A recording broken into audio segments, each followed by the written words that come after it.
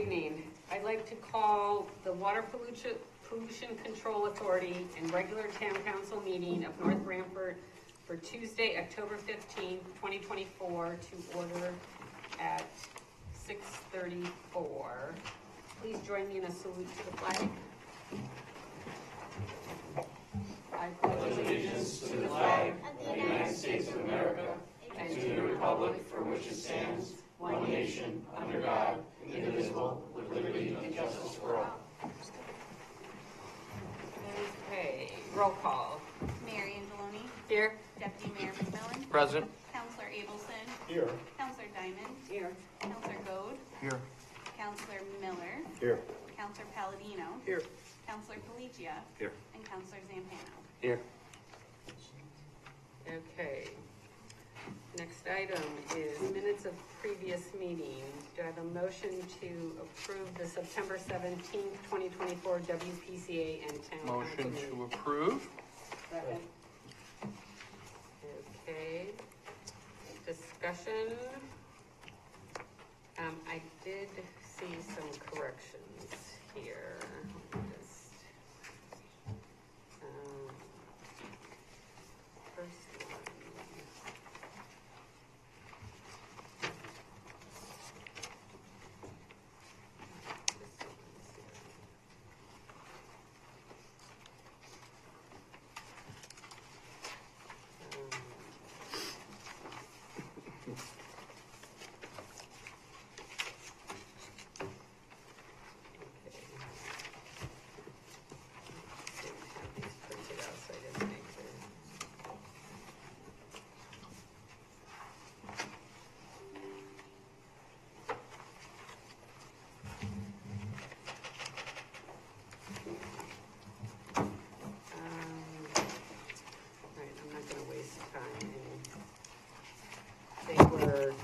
Minor corrections about spelling of names and things, so we will just let that go for now. I'm not going to waste some time on it. Okay, all in favor? Aye. Aye. Opposed? Abstain. Any other abstentions? I believe there were two people. Me, abstain. Okay. Motion passes. Water Pollution Control Authority. First item, citizen statements regarding WPCA. There any citizen? Okay. No unfinished business, no business, and citizen statements and petitions regarding WPCA.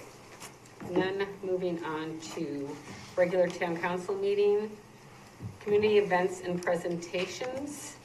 And we have a presentation from Walter Mann from Totucket TV.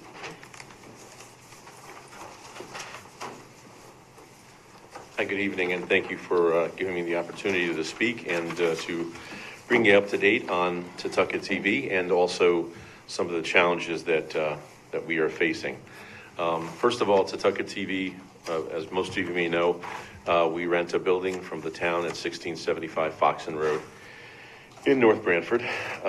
We also have control rooms to cover meetings both here at Town Council as well as the Stanley T. Williams Community Center for Board of Ed meetings. And at the building at 1675 Foxen, when we did move in there, we did invest a sizable amount of money in the interior of the building. Of course, the town did a lot on the exterior as well. We also invested about $60,000 in the setup at Stanley T. Williams, as well as another $60,000 here at Town Hall for the robotic cameras and the switcher and all the equipment that we have.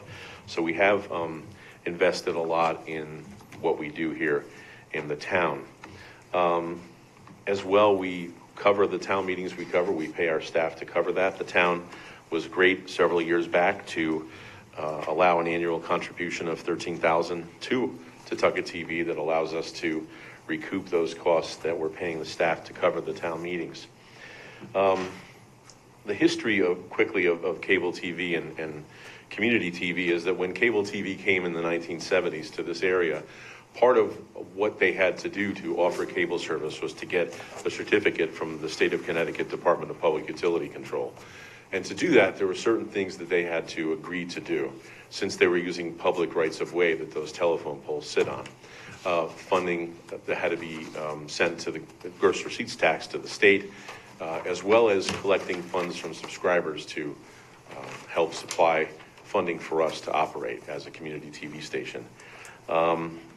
What has happened, though, over the years, and we're facing basically an existential problem right now, is that as cable TV cord cutting continues to accelerate, our funding is based upon, in the law, the amount of cable television subscribers we serve. Every day nationally, there are about 22,000 people that cut the cord with cable TV. And so for each subscriber, if we get about $10 a year, every time they disconnect cable TV from their house, we lose $10. It doesn't sound like a lot, but it adds up. And so we are facing a big threat in terms of our survival. A bunch of community TV stations got together over the past couple of years and hired a lobbyist. Last year we used Focus Government Affairs, and our lobbyist was Mike Bezdaira, and did a great job for us. We met with the minority and majority party leaders. We even had to sit down with the governor in his office and said, look, here's the problem. First of all, we're losing money every time a cable subscriber drops cable TV. We lose funding. As well, the state has lost over $35 million in gross receipts taxes, because every time a subscriber drops cable TV, the state loses that money. And as well, because Connecticut is the only state in the country that gives personal property tax exemptions to cable TV companies, municipalities in the state have lost about $80 million. So Comcast, for example, anything they own that is in Branford or North Branford or any municipality, they're not taxed on. Only state in the country that offers that benefit to cable TV companies. The governor's interest was piqued into looking into that issue, but as far as our plight, his words to me were that he was not in favor of what he calls broadening the tax on cable TV companies, which, as I'm sure if you read the news, they're doing phenomenally well, or at least the internet portion of those companies is. So, we had asked for a bill to be passed that would change the laws up at the state so that our funding would be based on subscribers, internet subscribers, not just cable TV subscribers. But of course, Comcast hired a lot of lobbyists and fought vigorously. And the governor said that he just was not in favor of that. I said to him point blank, we're not asking for more. We're just asking for you to have a law change, to support a law change that would at least allow us to stay where we are and not continue to have our funding erode. He was not in favor of that.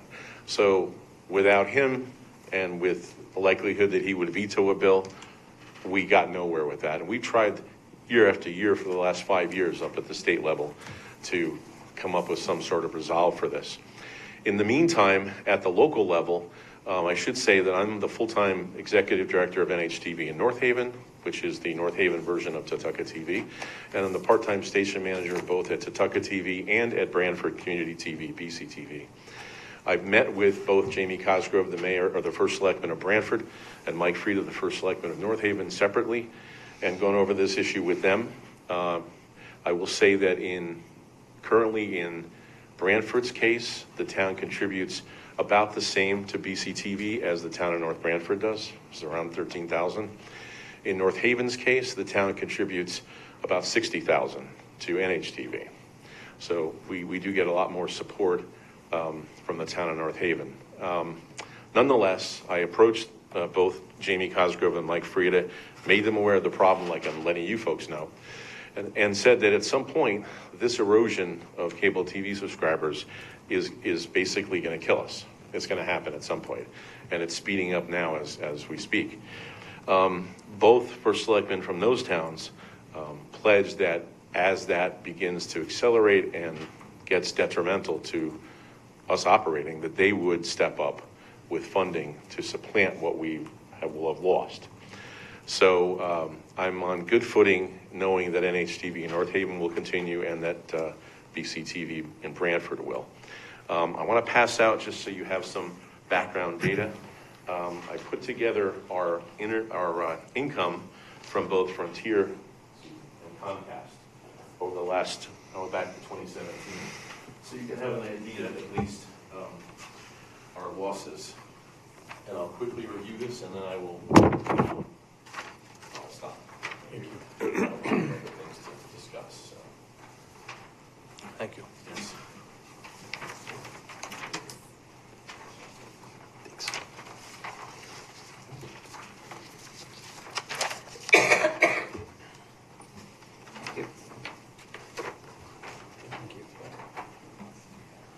So just quickly, point out a couple of things on here.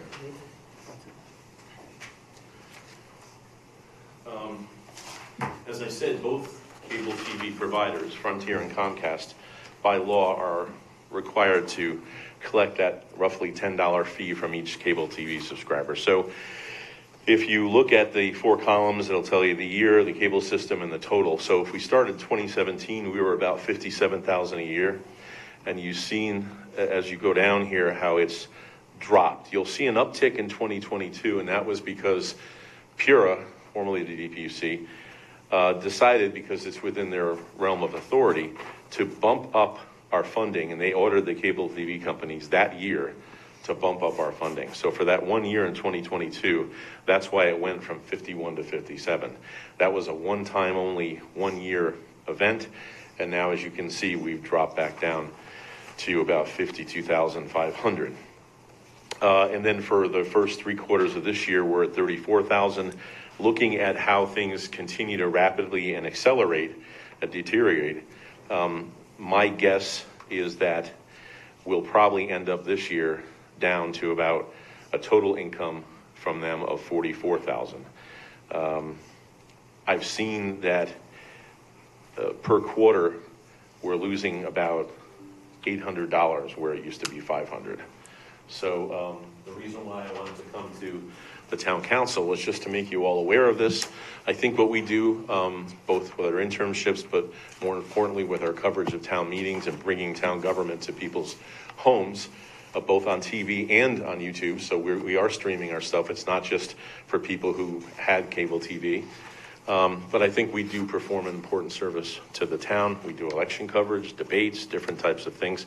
We also have supplied equipment to the media program at the high school and continue to do so, working with Nick over there, Nick DeLizio. But I wanted to come to the town council and let you know what we're facing, and let you know that at least in North Haven and North Branford so far, I've received some, very good indication of support from those both first selectmen, and I wanted to at least make you aware, and hopefully it's something that you would consider as we go forward as things worsen for us at offsetting, like North Haven and North Branford have indicated they will do. If that doesn't happen at some point, we will just cease to exist. The cable TV companies are very resistant. The governor is resistant. Ironically, Maine just passed a law that saves community TV by changing the language in the statute, and the cable TV company said, great, we're not doing it, sue us. So the state of Maine likely will sue, the major cable or internet providers up there in Maine. So they're very difficult to deal with, and I just wanted to make you aware. Hopefully there is some support at the town level to see us continue, like I've been able to get in the other towns that I work in, and I look forward to your support. And if you have any questions, I'd be glad to answer.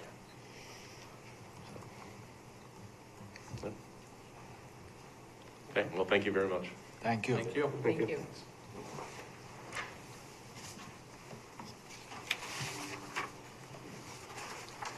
Okay. On to reports of committees, boards, and commissions. First one is economic development. I have nothing to report. Next meeting is November 4th. Okay. I know, just because I went to some of them, that we've had a number of ribbon cuttings in town. And the one I went to was Aaliyah's on Route 139, which is the old, they are in the Brook and Whittle building on 139. And it was a very nice ribbon cutting. They had multiple buildings in Branford that they were operating out of, and they are now under one roof. And they are actually a manufacturer, and they do, a big item is gluten-free items.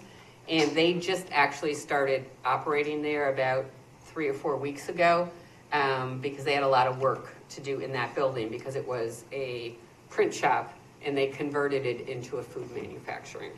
And they have done a tremendous amount of work, and they really cleaned that place up. And it's, we are very fortunate to have that business in our town and to occupy that space.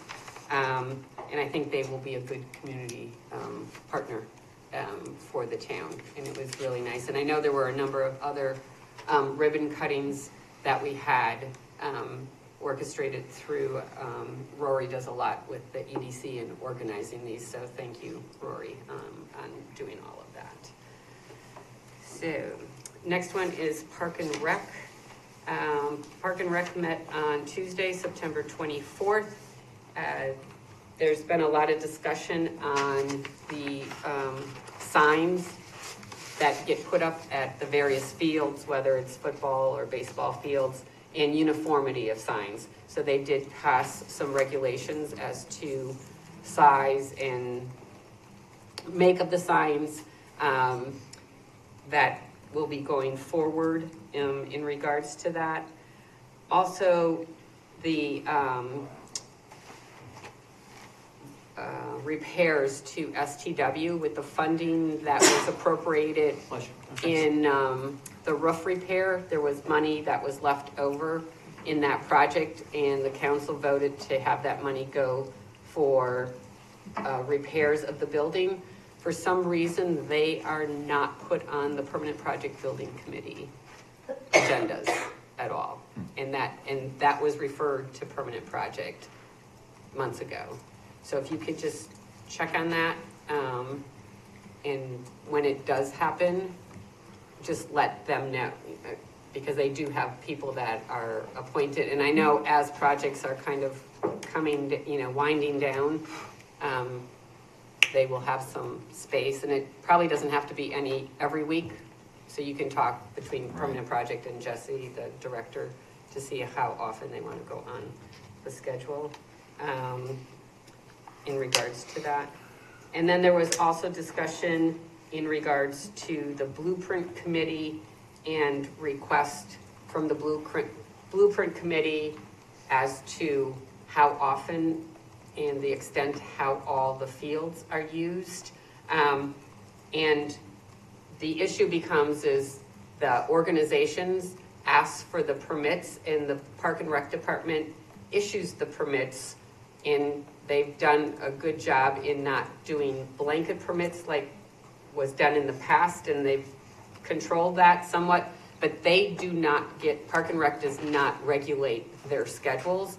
Each individual sport regulates their schedules. So that is not information that the Park and Rec Department has, and I'm not sure how they would get that besides having to go to each individual sports and asking them, how many times did you use this field? What are you, because they just don't regulate that information. So the Blueprint Committee, I'm not exactly sure what they need for that, and they're gonna have to try and work something out to get that information. So that was another thing that came up in regards to that. And then also the Autumn Nights at Augur, which is the autumn concert series, which they put into effect this year. So they held 3 concerts. Started out a little slow, and then it picked up great. The one on October 3rd and October 10th. October 10th was a reschedule from September 26th. Those were 2 hometown bands that performed, and they had really great crowds, and they were very happy. They had great weather. They do have food trucks there.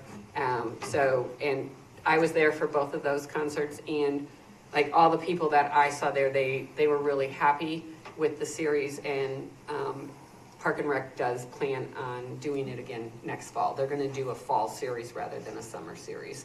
So they'll probably be between 3 and 5 concerts, whatever they can get.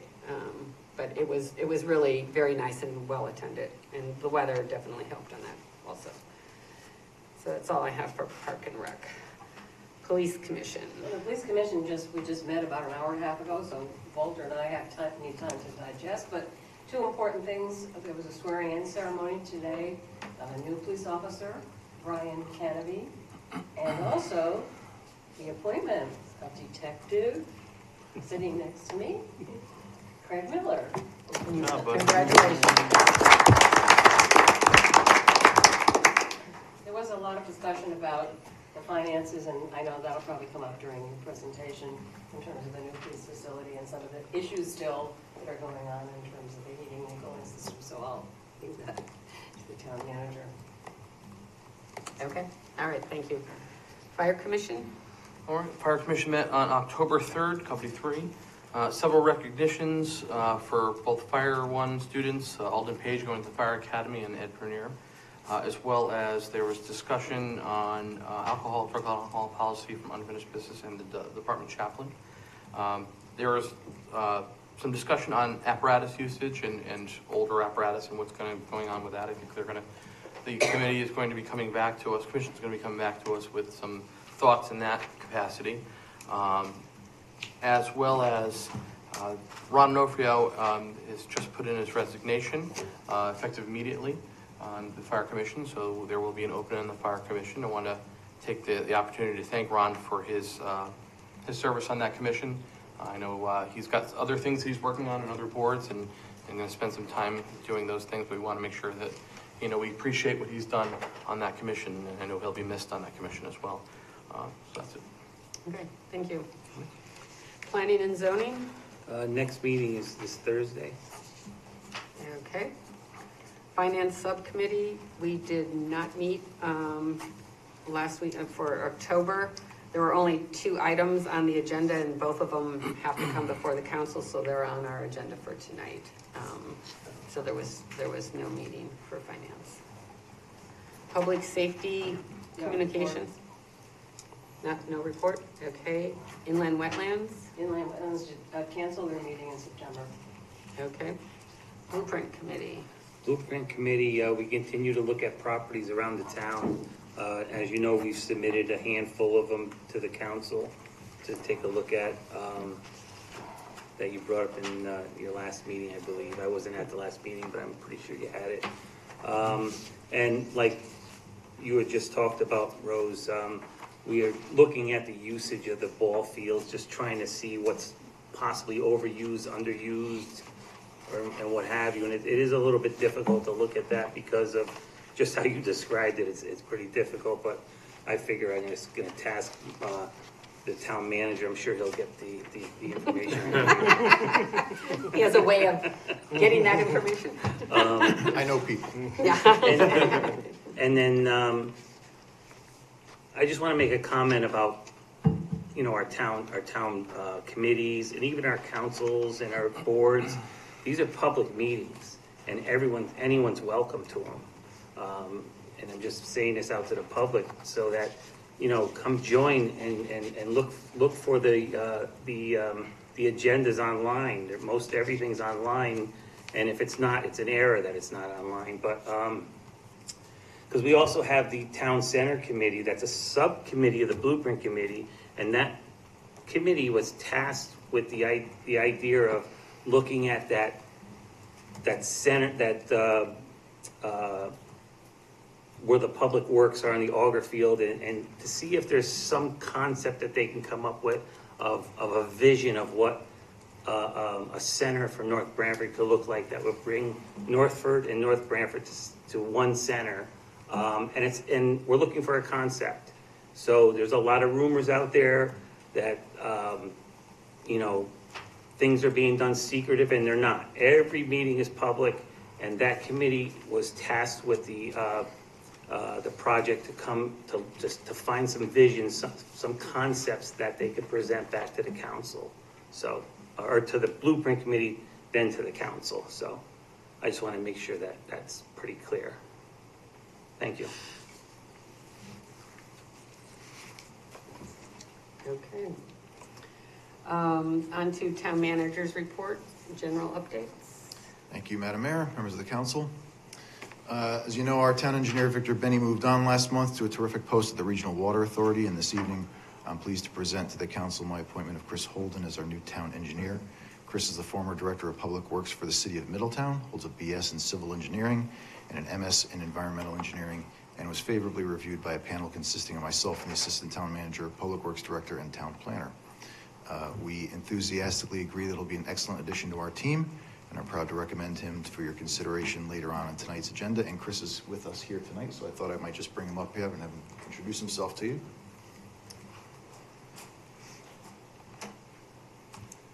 Good evening. My name is Chris Cesar. It's more for the It's more for the TV. TV, actually. It's not to Okay. amplify in here. My name is Chris Holden. As you mentioned, I'm the former public works director for the city of Middletown. I've got a wide variety of experience that kind of makes me perfect for this position.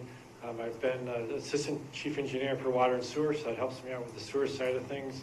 I was a civil engineer, doing site plans and what have you, so I'm very familiar with the planning and zoning and inland wetlands process.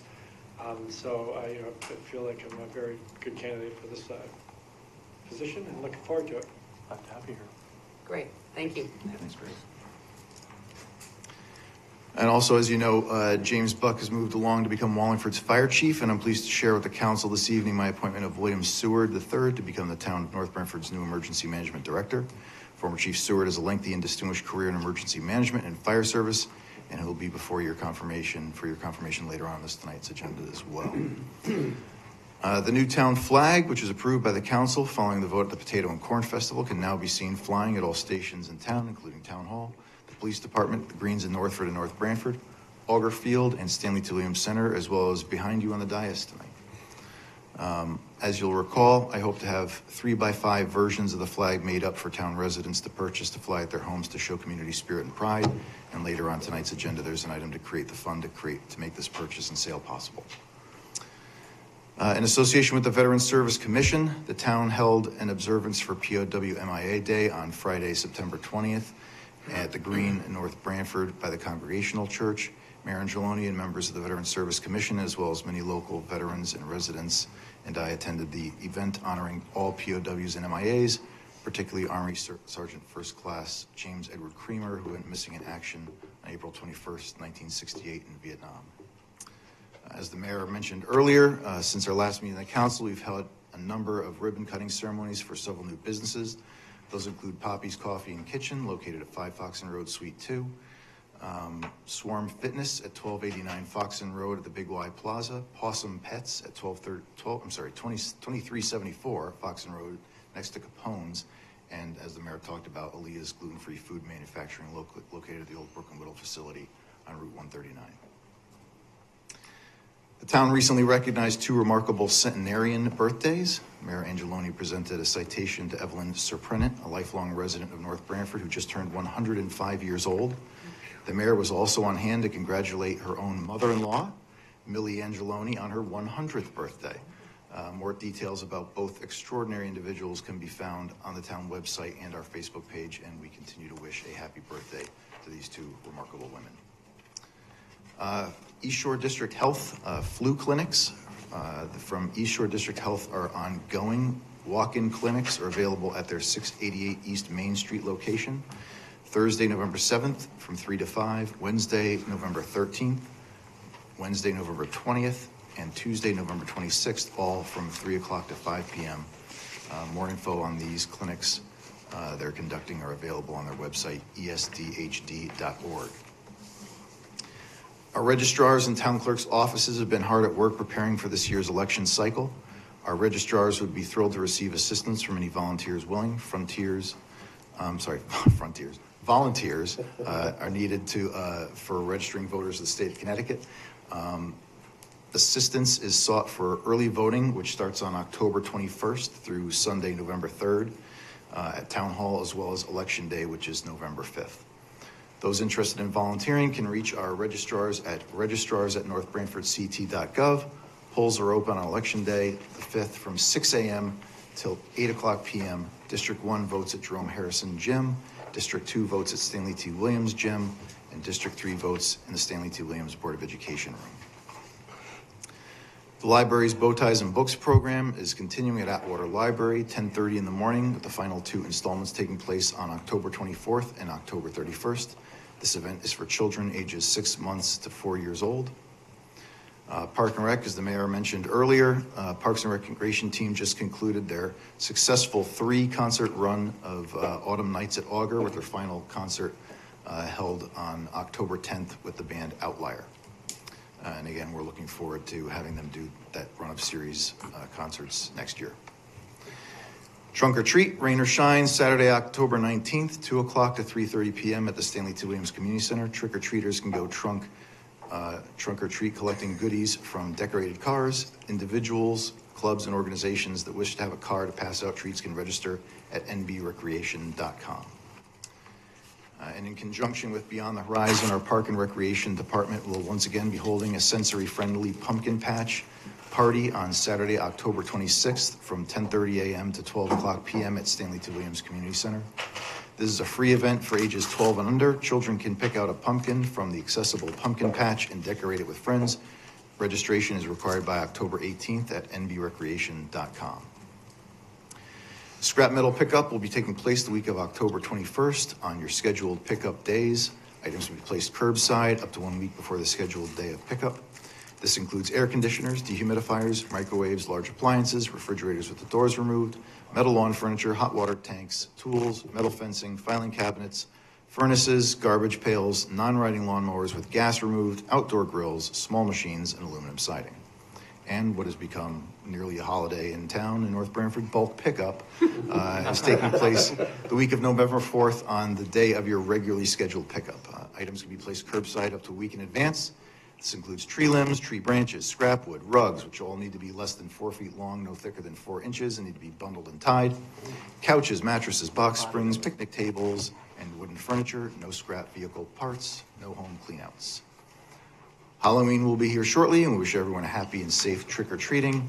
And Veterans Day, in observance of Veterans Day, all town offices will be closed on Monday, November 11th. This is not a trash holiday, so all routes will be collected on their normal collection day. And there are a few events in the school system recognizing veterans for Veterans Day that I did want to note, including the Veterans Day breakfast and assembly at Jerome Harrison Elementary School on November 11th, 8:30 to 11. Assemblies at Totucket Valley Elementary School at 1:30 p.m. North Branford Intermediate School on November 7th, 8:30 to 11:30 a.m., which includes a breakfast and chorus and band performances. And at the North Branford High School, Friday, November 8th from 8 to 10:30 a.m., including a breakfast, Veterans Day display tables, and a musical performance. That concludes my report. Thank you. Now on to Permanent Project Building Committee updates. Sure. So with the North Branford Police Department, the building is complete. Punch list is currently at 99.5%. The HVAC humidity remains an ongoing concern, and the PPBC is in process of hiring a third-party consultant to review HVAC, and that's expected to be done this coming Monday. As Councilor Diamond alluded to, I'm sure there was discussion at the Police Commission today. We did have an event there today. Apparently the upstairs EOC training room went down to 45 degrees at one point. There's 4 zones in the department. I went there myself this morning to check it out too, and it looks like that one zone, for whatever reason, all the rest of it was heating properly, but that one zone wasn't working. So we did reach out to SBA, who does have an appointment with NCON.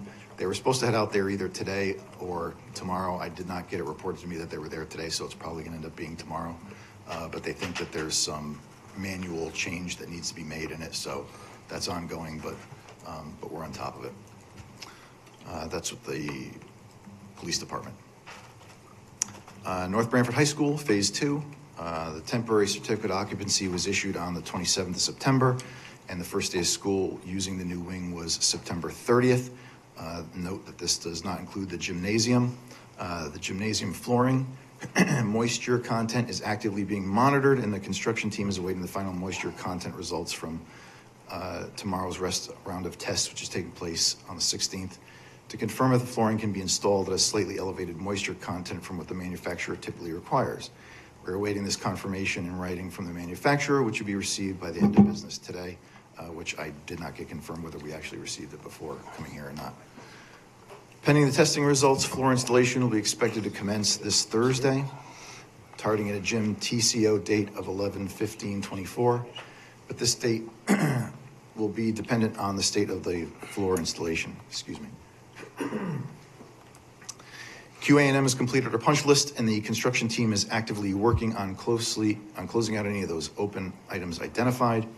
At the last council meeting, we discussed the issue of how some glass that had been installed was not to spec, and the PPBC subsequently voted to accept the glass on the condition that it's that we would get a 17-year warranty on the glass that's there. And again, as I mentioned last time, it wasn't judged that it was inferior anyway. It was just not the specification. It's expected that this material will hold up just as well as the ordered material.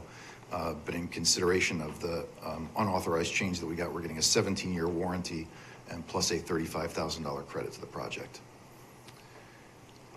North Branford Intermediate School, the metal standing seam roofing, fascias, gutters, and downspouts continue to be installed around the gabled roofs of the school. Currently, the construction team is targeting a completion of the base contract scope of work by the end of October, beginning of November, weather depending. And it should be noted the building is fully weather tight now. Exterior metal wall siding added scope.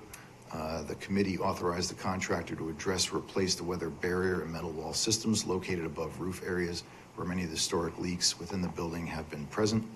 This work is expected to occur during the spring of 2025 after the heating season is behind us to correct this work. Stanley T. Williams Community Center Pavilion, the site work has begun on this location.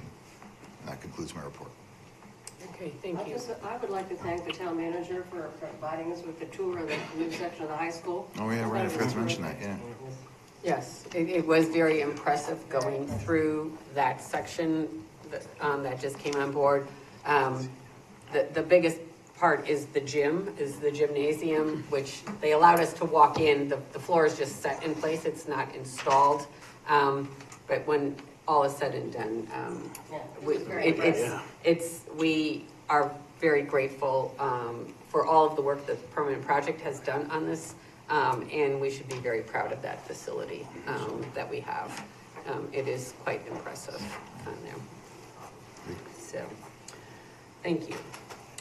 Now on to citizen statements, petitions, and correspondence. We received one comment to be read at the meeting tonight. This is from Bill Savastano. They're kind of bullet points, so they're not full sentences, so I'm just going to read what he put here. I'm not going to clarify anything that he has here. Regarding the $4,500 approval for recycle bins to be placed at Public Works, the discussion was more predetermined. The unsightly mess was an anomaly. Your recycle committee is hard at work. Regarding compensation for extra time, with some reservation, I feel the compensation for the extra duty work can be opening another door. I note that most of our town departments have assistants. It might be more cost efficient to compensate adjusting time with the assistant. I feel the council has spent a lot of money in the last couple of years, whether it be ARPA money or not. Please control your spending. Just because you think it's a good idea, that's not everyone's opinion. I like Bill Seward as EOM director. He brings a wealth of knowledge. I have said recently that the EOM director needs to be more forthcoming with what that department does. I'm sure Bill will, but will he be able to do this as a part-timer? Spending money here is essential. I don't know how prepared we are as a town if we have an emergency. Please let us know. I applaud the fire department for the idea to send the 2 trucks to those who need them. Can we do more? Regarding the agenda and agenda packet, with some exceptions, when there is a Monday holiday, the agenda doesn't get posted till Tuesday morning. That's not 24 hours. Should be able to get it by Friday before. Thank you, Bill Savastan. Done. And one other citizen statement that was received via email. I'm not sure it was really a citizen statement, but Caroline Papa had reached out inquiring about the Agriculture Commission, which was put into place via ordinance, I believe, back in 2007. And so, let me see here. Yes, it was adopted on May 15th, 2007. And I would like to have this put on the agenda for next month. But in the meantime, if the town attorney can check into two things on this. When this originally was set up, it's a 5-member commission, and one of the members is a town council member. I'm not I was not on the council at that time, and I'm the longest one on the council right now, so no one else here was on the council at the time this was adopted. I'm not comfortable myself with having a council member, a member of that commission, especially if they're voting on things that will come to the council. And the other thing that's part of this, it says members and alternates shall be appointed without regard to political affiliation. And I'm not sure if we can do that, if that should have been part of this original ordinance, because I thought, that's what I thought. So we just need to look at this, and if we have to revise before we never dissolved this commission. The problem why they haven't met is there's only 2 members on it right now, and so they don't have a quorum. So they haven't met for years. It's not at our, it's not through our fault. We didn't dissolve the commission. So I'm willing to look at this, but we just need to put it on our agenda and discuss this. And if we have to alter the ordinance, then we'll go through the steps of what it takes to do that and move forward with it. Madam Mayor, may I make a motion to amend the agenda under resignations and appointments? I would like to amend the agenda to appoint Ed Prunier to replace Ron Canofrio's position on the Fire Commission. I'll second that. I know it's not a long position, but I've been asked to do that. Okay. I mean, we can take a vote on it. I personally don't see the need to rush in, because we don't even have the resignation from Ron Onofrio yet to appoint someone for that position. It comes in from Lisa. It has to come in from Lisa first and be effective, right? Before we can do that. But I have no problem with that. It did come in today. It was in the, It just came in late. I was it came in waiting just till today. November, but then I talked to Mike because it came in today, if I could add it. We can take a vote on amending the agenda. We'll just need, in order to amend the agenda, we need 6 yes votes. Madam Mayor, are you still on public comments, so you can't jump ahead? We still are, yes. Oh, okay. Marie brought this up under public comments Oh, okay. on there. So the motion has been made to amend the agenda and seconded by... Right, so we're in discussion, right? We're in discussion as to whether we want to add it to if we want to amend the agenda. Right, so I just have a suggestion. I mean, why don't we table it until next meeting? And I mean, this is the first many of us are hearing of this with no thought or nothing behind it for ourselves. I don't know if there's a need for the rush. I don't know. That's just my opinion.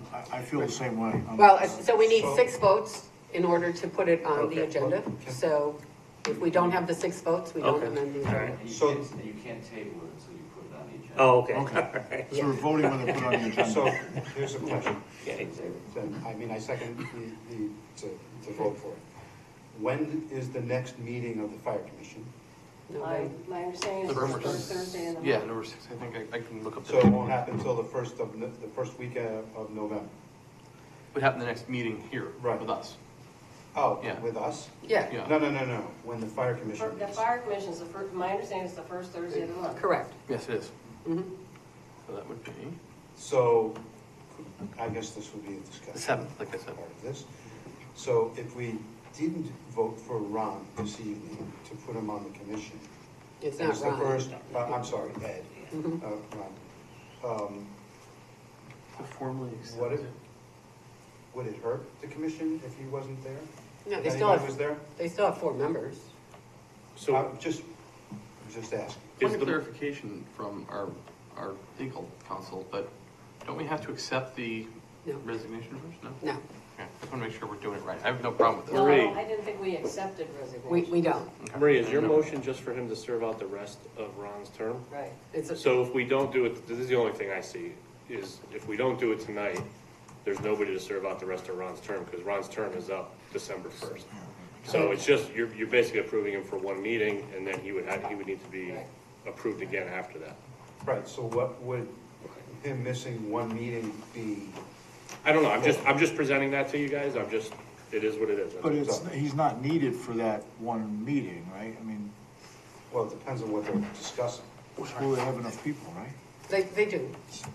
There's still 4. If they have 4 people, if they have to vote on stuff, it could end in a tie, you won't have, you know what I mean, so, and it's not like he hasn't been there before, he's familiar Right. with it. So Marie, what would it hurt if he wasn't, if we didn't put him on, and they missed the meeting?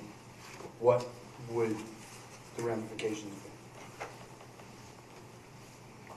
Nobody knows, I don't think. Yeah. I mean, Understand. they can just come back to appoint some, in November, when they come back with an appointment, he would just fill the term, he would start with December 1st, so he has the full term. He doesn't have Right, 1 and month. I understand that, but that's the whole, I get it, but that's what I'm trying to say, is he's only gonna miss one meeting. What would the ramifications of him missing one meeting be? Is it It's hard for us like to really say. important, and then if it wasn't important, then we put him in?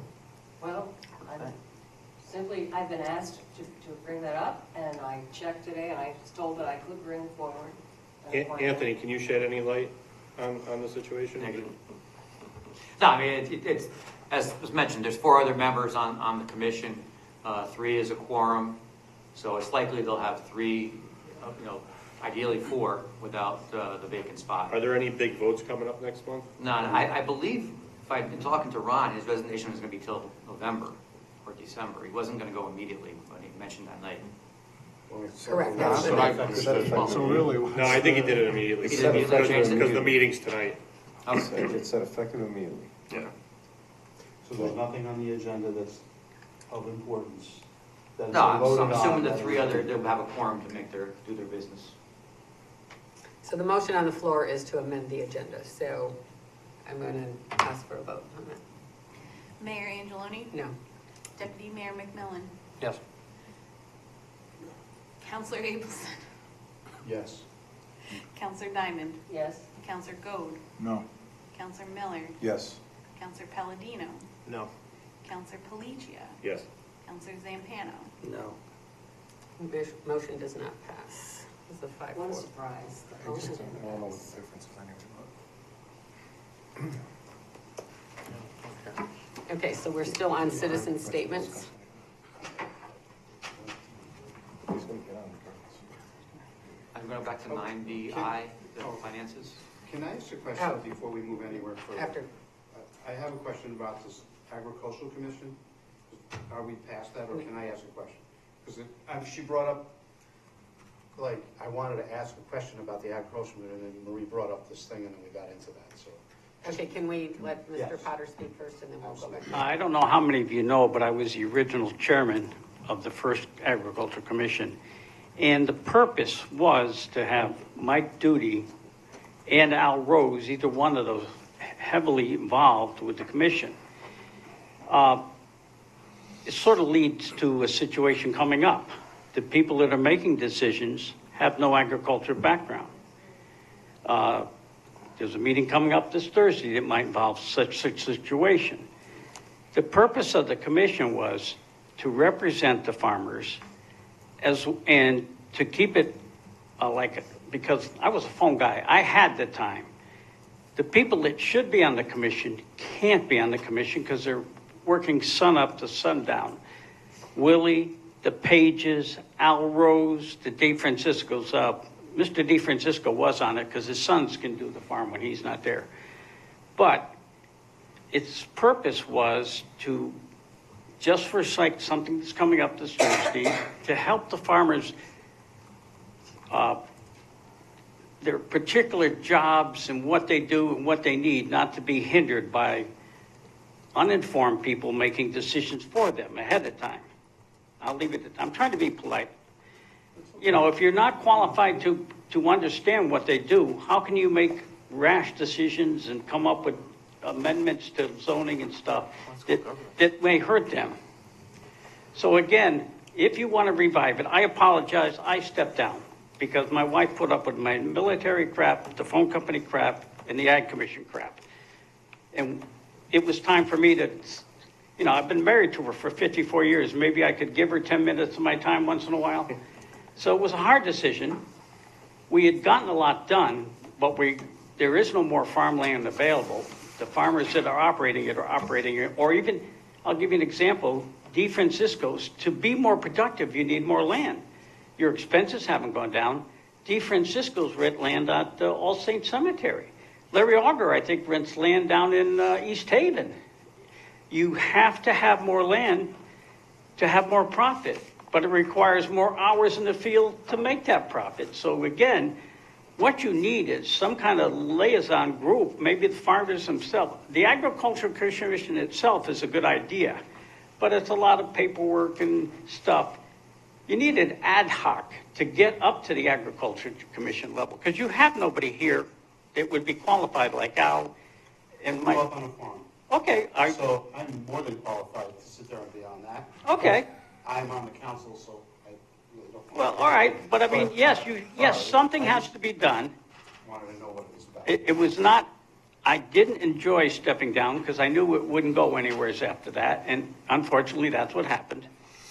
But the very people you represent are the very people you have to hear from. Somehow you have to assemble them, not monthly, they don't have the time, maybe, I don't know, quarterly, but somehow you've got to get them. When something's happening big in town, you need their input, and they're qualified to give it to you, but they're not time available lots of times. That's what we found. So we would, you know, luckily, the network we had on the commission, unfortunately, we've lost Nelson Ciccarelli.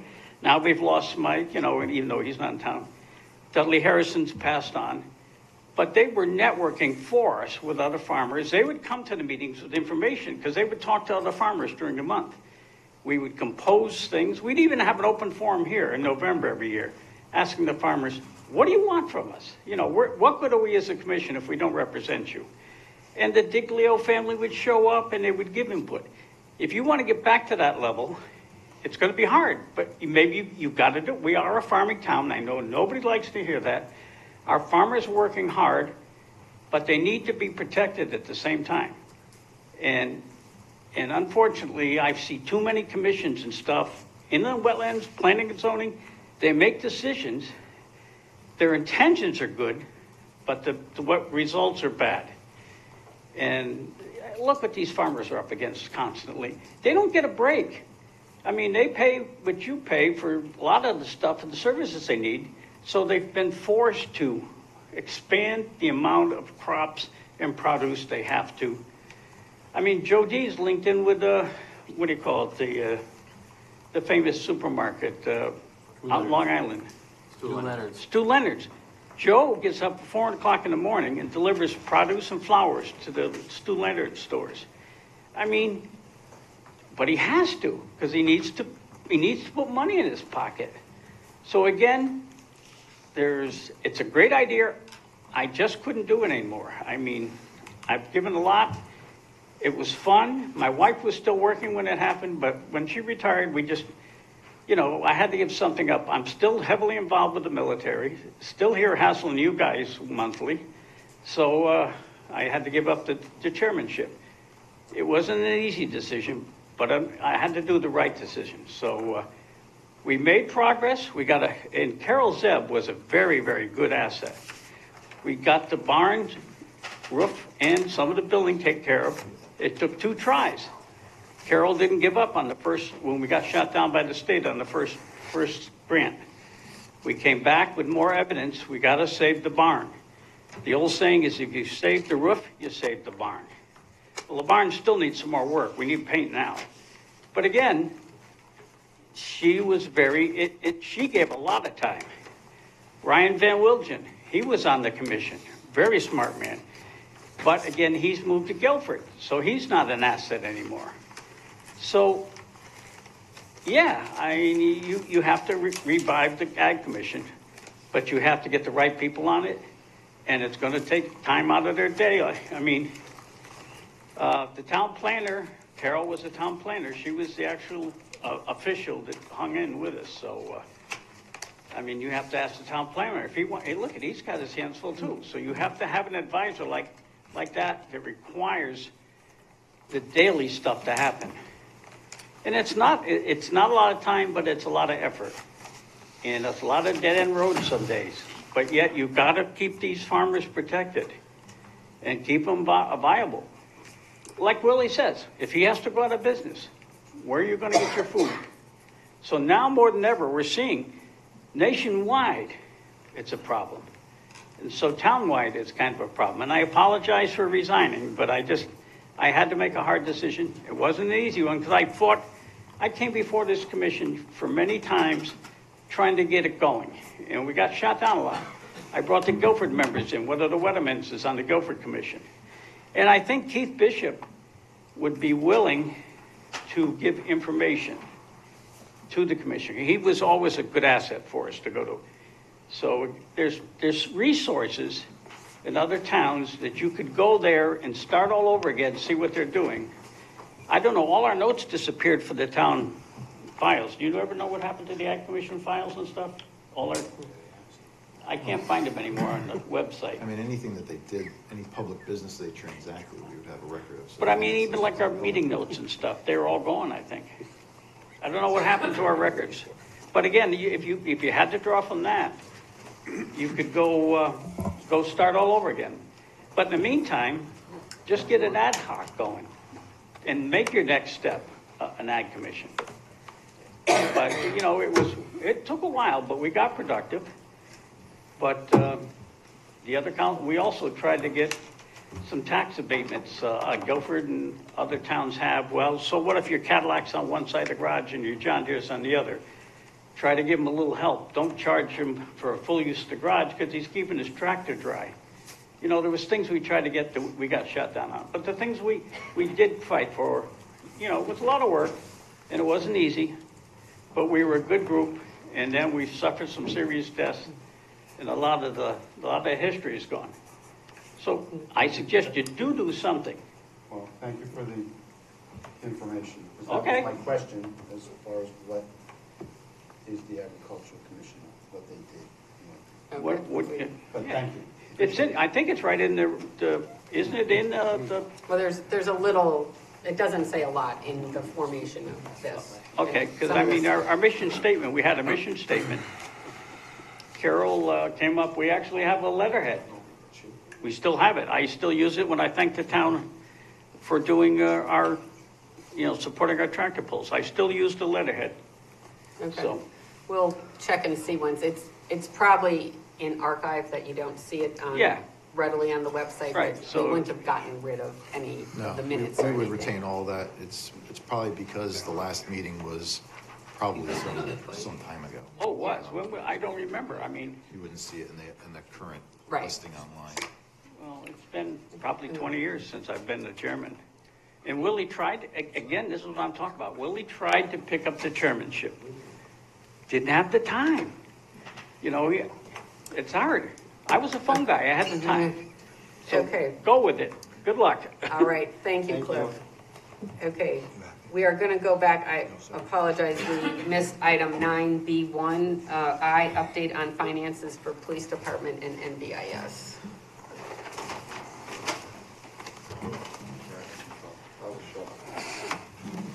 So the hot topic around town is how much interest we're paying at the police station. And I think it's more important to give you the history of how we got there and give you a walk through of what happens when you guys pass these multi-million-dollar projects here. So you'll see back in October of 2020, as soon as the police department appeared to be going down the path of coming to be, I reached out to Bill Silver from Silver Petrocelli and said, I need cash flow. Because as we're going to go into the market to do short-term borrowing and bonds and everything else, I need to know what the cash flow requirements are so that I make sure when the bills come in, there's money to pay the bills. It's pretty straightforward. So you'll see the first long document, the horizontal document, shows roughly a 14-month schedule. At that time, the numbers obviously changed later on in life. But just realize that the bills for Silver Petrocelli actually started in 2021, and there were bills that happened prior to the official adoption of that project. A lot of the preliminary work, the site studies, the multiple sites, everything else, all became part of this project. January of 21, now that the project has increased. At that time, it was the carport and the standalone building. Can you revise the cash flow? Again, we're looking for cash flow. Item 5. Item 6, I need some cash flow. May 10, 21, I need cash flow. Now you have the other long document that shows, okay, it's going to start in 20, October of 20, and conclude by April of 22. The other long legal size document. Roughly an 18-month time frame. So we borrow money based on cash flow predictions from our experts. We pay these people to give us information to make sound financial decisions, and we rely on their information to do these decisions. As we all know, the construction did not stop in April of 22. It probably stopped in July of 2024. So what happens is the next couple pages are the financing. You notice the 2021 issuance, we went out. At that time, the authorization was 12.25 for the police station. I'm sorry. We did $2.5 million of bonds and did a little over $6 million of notes. That was in 2021.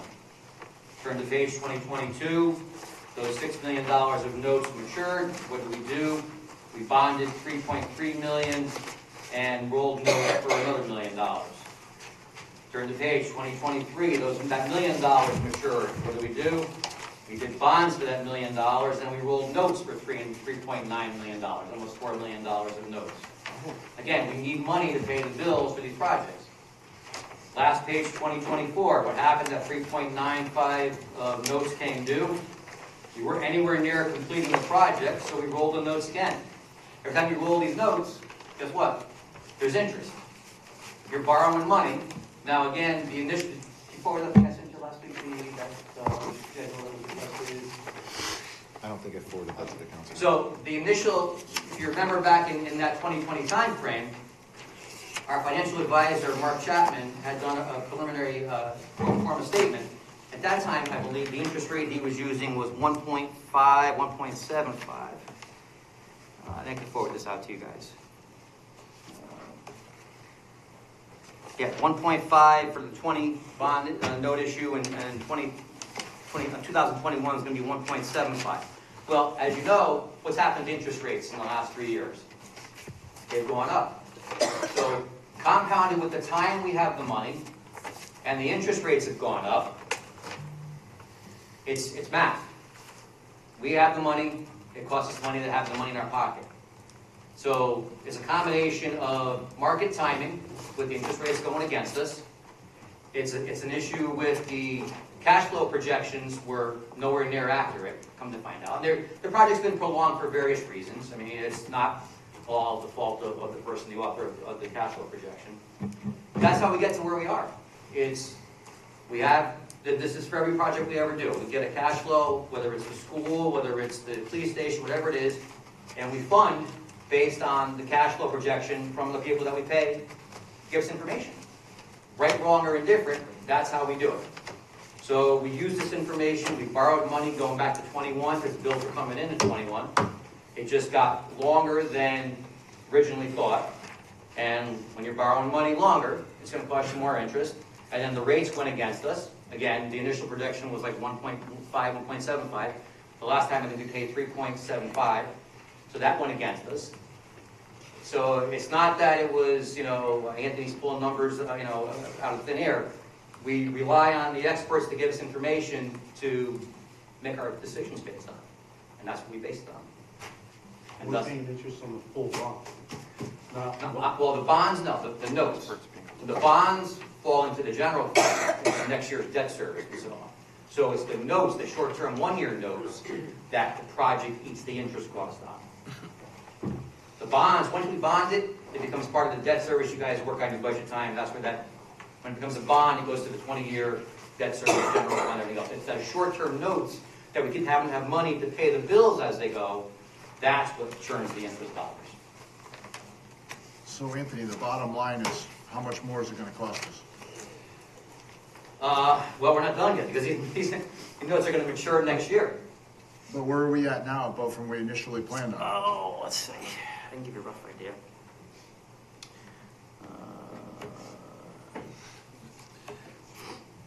I would say, well, the original estimate is obviously nowhere near. Hang on, I have it somewhere. But we're doing 4 million at 3.75. Yeah. Yeah. So what happens is the way the interest, so as you'll notice in that 2023 one, or 2024 one, where's the last one we did? There's a million at 1.75. Right. But Now we're doing 4 million. But look, on that last column, right, there's 4.755 is the high school, 3.950 is the police station. So of that $8.7 million total, when that matures next year, there'll be interest from then until next year, prorated based on these two items. So there's more money, there's more, I don't have a good, let me get a number for you, Walt. I don't want to talk, I'll get a number for you, where we are. Thank you. But that's where the number comes from. It's a matter of the projections that we used initially. I don't want to say were flawed, but they were not accurate. And no fault of one particular person. The project, we all know the history of the project. It was kind of all over the place, different additions, everything else. And Well, it didn't start when, it didn't start, well, the bill started, believe it or not, in 2020. right, but I mean, So the actual the project, the 18 months. Shovel in the ground, right. Yeah, did not start, they were estimating, that it would be done in 22, but Right. we It did. had all the other issues. Wasn't FEMA. our last projection, when we were beginning this, our final projection was like 14 and a half, something like that, million? 16.2 Okay. is our appropriation at 16.2. Okay. Less what we got for grants, less the 4.5 million, less the $1 million rows. Okay. What we're gonna bond when all is said and done is the net number. Right. But we won't know that until all the costs are in. Until all the costs are done, everything else is in, then we'll have a final number, we bond that, and that goes up to 20 years in general fund. You can't exceed 16.2, that's your appropriation, that's your budget. So other sources you're using against that, again, the 4.5 million, the $1 million, whatever the net is, that's where we're gonna end up bonding, and that'll become the obligation of the general fund, not this project per se. Has any money on this project been bonded yet, Yes. or is it all short-term? No, if you go back, some of it's been, let's see, going back to 2021, 2.9 was, 2.5, I'm sorry, was bonded. In 2022, 3.3 was bonded. Okay. 2023, $1 million was bonded. 2024, nothing was bonded. Okay. So, right. So, and that number is kind of a calculated number as well, because if you remember, the interest rate environment was very low. And thought, why don't you bond it all? Well, if you bonded it all, your general fund, come budget time, would be doing this with your debt service. So it's that balancing act where you don't want to incur more short-term interest, but you kind of have to, because you're going to skew your debt service down the road, and your tax rate's going to go like this. So the goal of bonding is trying to keep your debt service as level as possible, so you don't have the big spikes up one year, down the next year. You want to keep it as level. So we try to fit these numbers in so that your bonding level kind of stays somewhat constant throughout the time horizon. So when will we know what it's gonna truly cost us? The project? I don't have an answer. I don't know. I'm not 100% on top of when the final bills are. Okay. And there's still the issue now with the as Mike mentioned, the HVAC issues. Yeah. That's going to be a credit. I mean, we're going to go after people for that money. We're paying, additional utility bills. So it's not a net number yet. Right. We have an interest payment coming. Yeah, it's going to hit it too. Yeah. It's money. And so everybody, the numbers, like the interest numbers, like, oh, what are we doing? You want money. There's a cost. There's a cost involved with it. And it's longer, you had it longer than theoretically you were supposed to have from the get-go, and the interest rate went against us. All those factors come together, and you say, yeah, you're getting socked with interest. So something tells me the taxpayer's gonna be paying a lot more money. Well, because the project cost is going to go up. Again, can't exceed 16.2 though. So that's like your ceiling is 16.2, minus any other funding sources we get. So it will impact the project cost as far as what they can spend. Not so much because the taxpayers are paying more on the 20-year bond. What we're going to bond at the end of the day, that's what affects the mill rate going forward. So if we can kind of tamper that and say, okay, by incurring more interest costs, the project may not spend as much as they wanted to spend on paint, let's say, whatever. They got to take some money out of the paint budget to pay the interest budget, because it can't go above 16.2. So when all is said and done, your net number is going to be that, whatever the number is, 12, 11, whatever the number ends up being, that's what you're going to bond. So it really isn't going to impact the taxpayers per se, it's going to impact more the project management and what you can spend and can't spend on the project, because you have to live with that 16.2 cap. Right. What's been spent so far, Ed? The last number that I saw was 15.7. That's expended and encumbered. That goes back a month or two. I can check, see if there's a new number. Hang on. I think I saw another email.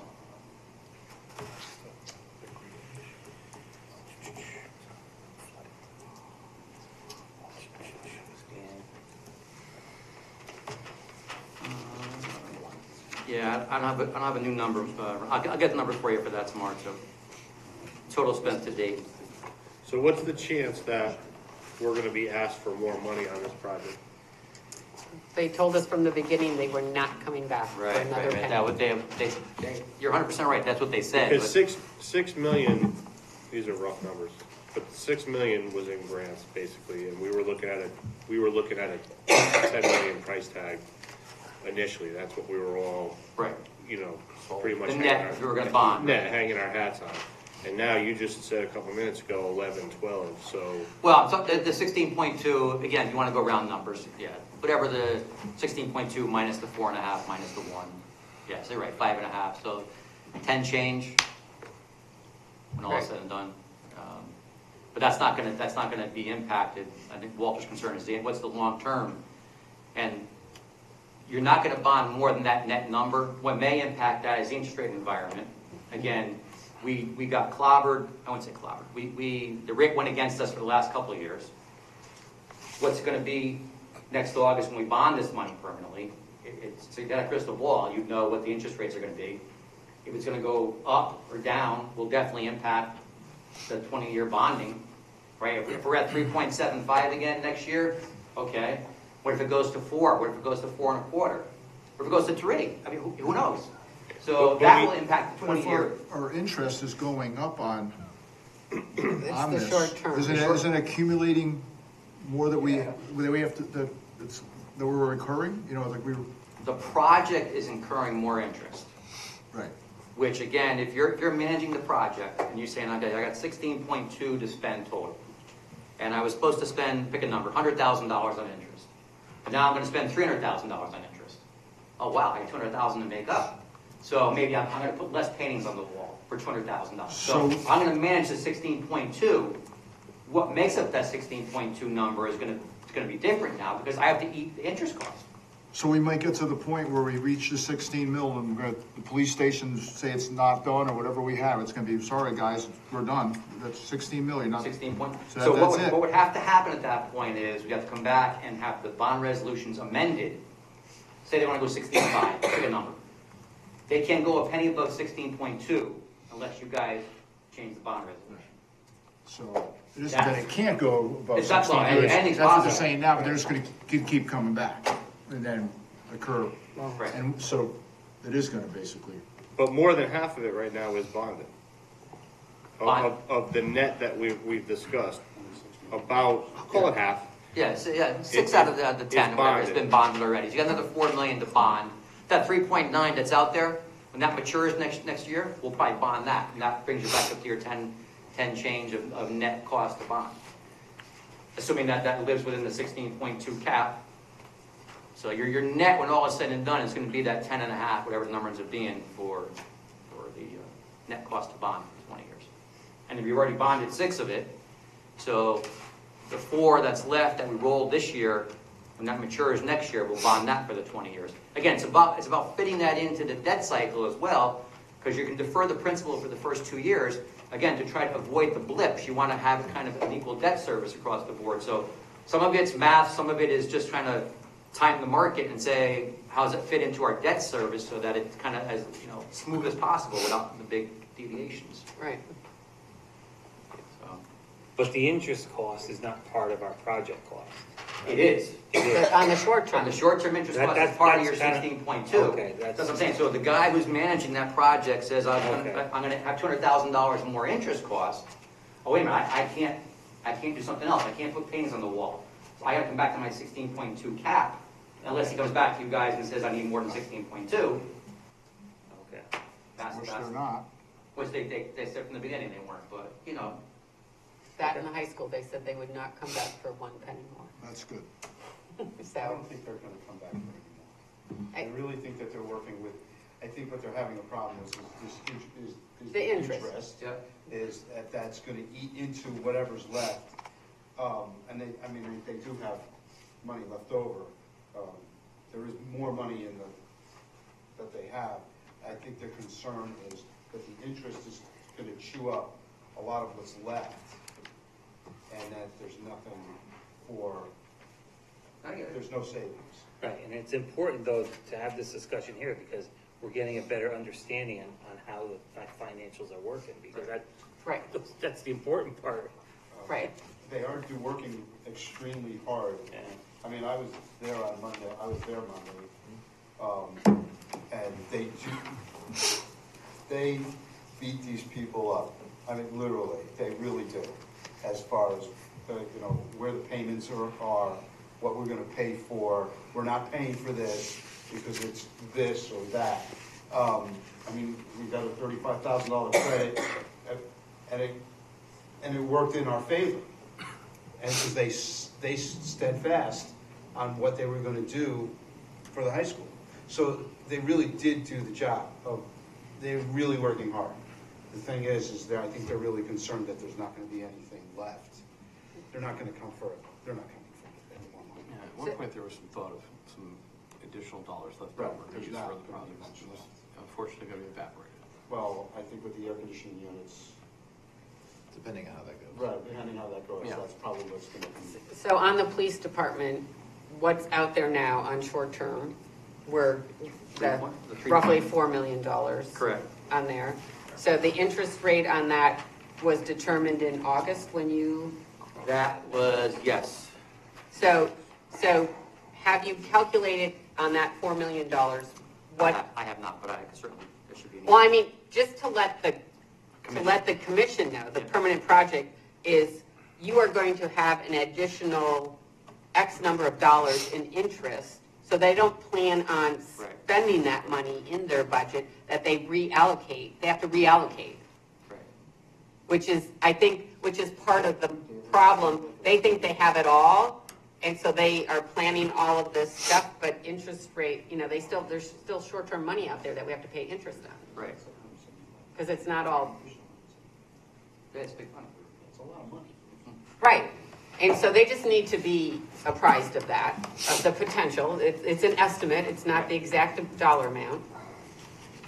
And then that's assuming that we bond the remainder of the project next August. If we don't, there's still additional interest cost. Right, right. I mean, if we roll them again, yeah, that'd be bad to roll them again. I mean, the only saving grace could be potentially, let's say, for example, it comes in at 15.8. So of that 3.9, maybe you end up bonding 3.4. So if you shave, off the total project, theoretically, I mean, it's possible. You could shave off the total project and then bond less come next August. Right. But if you could give them an idea, an estimate of what the interest is from now to Till next next August, Okay. of what, just so that they are aware, Gotcha. both on that project and NBIS. Okay. Because there was, I mean, the high school, I think, is just too far out there yet to worry about that. But I know NBIS, there was question in regards to, and that number, which was $10 million, is what we authorized to bond on NBIS, not knowing what that project was going to cost. That was a wild card. That was a wild card. That's And we, all been bonded. and we upped the number Right. from what the original estimates were. We upped the number to 10 million. Right. But they found some other issues. I know, and a couple weeks ago, they asked if there was enough money, because they were afraid they had to come back and ask us, which, on that was a wild card.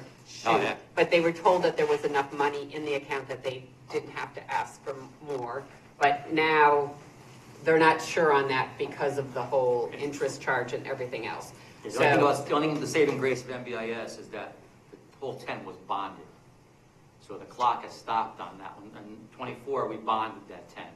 So there's no short-term money on MBIS. So Okay, that clock has stopped. okay, So whatever that is. okay. So I think that's part of the issue. And did our bond rating change at all during this time? What are we, a double A? AA2. Double A2? So we're still the same on bond rating and everything? Yep. Okay, that's great. That's good news. Yep. Okay. So NBIS is all bonded, the 10 million, Correct. so that they have no additional interest charges? That's correct. Yep. Okay, The only, going back to the high school for a quick second, is the issue you run in with the school projects is you won't have a net number because of. until the state They- education department Correct. does their audit, Which- which that may cost us another year, Correct, Yeah. yes. which is really a sad situation, but again, we'll have a better handle on it when it comes to next August. I shouldn't say I'm sure, based on our past experience, they don't wrap things too quickly in the state level. So there might be, we won't have a firm number by next August, we have to roll a little bit of notes forward for the high school Right. project, Okay, which, again, is not ideal. Maybe we'll fund it internally, what the number is, we'll see what the numbers end up being at that point, maybe we'll just eat our own cash balance and go from there, but just keep that in the back of your mind, it may not be finished by next August for high school. is August the only month that we do? No, bond? well, the problem is, it's like $100,000 to go into the market, Okay, every time you go into the market, so we try to do it once a year in August, and everything times to that schedule, we're trying to avoid Okay. out-of-pocket expenses if we can. okay. I just wanted to know Yeah. what the reason was why it's that, so it's a cost factor. Yeah. Okay. All right, thank you so much for that, Anthony. All right, on to, there's nothing on resignation and appointments. Go to 12, unfinished business, discussion and action. First item on here is proposed North Branford High School athletic storage building. There's no action per se. There was, Mike and I received an email with a notice from their attorney. It's in your packet from Shipman in regards to, here it is. it's a memorandum to the Board of Ed in regards to this. And Mike did hand this over to the town attorney. So Brian, can you just comment on this? Yeah, briefly, they addressed the issue and made the point that the Board of Education maintains discretion how to use and transfer appropriated funds, which I don't disagree with. The question is, should they have competitive bidding for any expenditure of those funds? We have a town ordinance 8410 entitled appropriately competitive bidding required. All purchases of and contracts for supplies and contractual services shall be based on competitive bids. So I think the Board of Ed cannot ignore the fact, not only is it required by your ordinance, it's frankly good practice to have competitive bid when you're buying things. If you are appropriating the money, your purchasing director under the statute is not the purchasing director or the purchasing agent of the board. It doesn't mean the board can ignore competitive bidding and just purchase anything it wants, any way it wants, for the money that is appropriated to it. Okay, So you should have competitive bidding. so the motion that we made in July, that the council made in July in regards to this project, because this project was not in the Board of Ed's capital, it was nowhere in their budget. It's not in the council's budget at all, so no money has been appropriated on either side for this project. So our motion stated that we approved the concept, but the Board of Ed had to come back to us with a budget and funding sources. And it's my understanding, under your direction, you had given us what the motion should read, and the reason for that was not so much, we're not saying that we're controlling how they're spending their money. We are concerned because it's not budgeted, that if they start the project and they don't have enough money to fund it, who's paying for it? Because it's not in our budget and it's not in their budget. So we just need the budget and the funding sources to make sure that the project can be completed. Absolutely, because it's on your property, it's on town property, you wouldn't want any department to start a project, not knowing if they have enough money to finish it. Assuming they had half the money, or even a shell of a building, you have a hazard constructed, something you don't want. You need to know the scope, and I think that's the appropriate way you motion the scope, the funding source, so you know exactly what is being built on town property, because you as a town have to assume the maintenance of this. I mean, you know, gotta go for basic, it's your building effectively, maybe under their control while it's a school, but it's still on town property. Did we not turn it over to the permanent projects committee? Well, they'll For oversee. them to oversee of what they do and how they spend the money? There's no money to be spent, I guess that was part of the. Well, a lot of it is all donations. Yeah, but that's what you asked before they Right. embarked on the road building, if you have enough donations to build the actual building as opposed to a portion and just charge down that road. So we have to, Right. it's my understanding, we have to have another vote to formally accept the whole thing once we see their budget and their funding sources to make sure that they have enough money and donations. So I talked to John Florio on Monday, this past Monday, last week, specifically about this, and he assured me, first one, he said that the Permanent Project Committee has approved everything, even the money and everything, and that he assured me that everything is all funded and everything is ready to go. But we haven't seen that. That's the problem. Well, then you have to get John Florio or Right, somebody from the. No, we did. Mike sent an email to the superintendent and the board chair requesting, based on the motion we made in July, Right. requesting a budget and the funding sources. And on their donations, the people, we need to see kind of like a commitment letter. So if someone is donating electrical services, what's the dollar amount? So if their budget says they have 20,000 in electrical, but they only have 5,000 in donations, where are they coming up with the other $15,000? I agree with you. I totally. so that we have to just get them back here to. Right, and so we did request that. Yep. And we, And? and we asked to have that information by October 10th so that we could have it on the agenda tonight. The superintendent responded back and said that they would not have it for this meeting. So that's why it's under unfinished business, so that hopefully by next month, they have that. Because they can't go forward to planning and zoning and inland wetlands if they have to, or whatever permits they need or permissions from other boards, because we have not formally accepted the project. Because we don't have that information.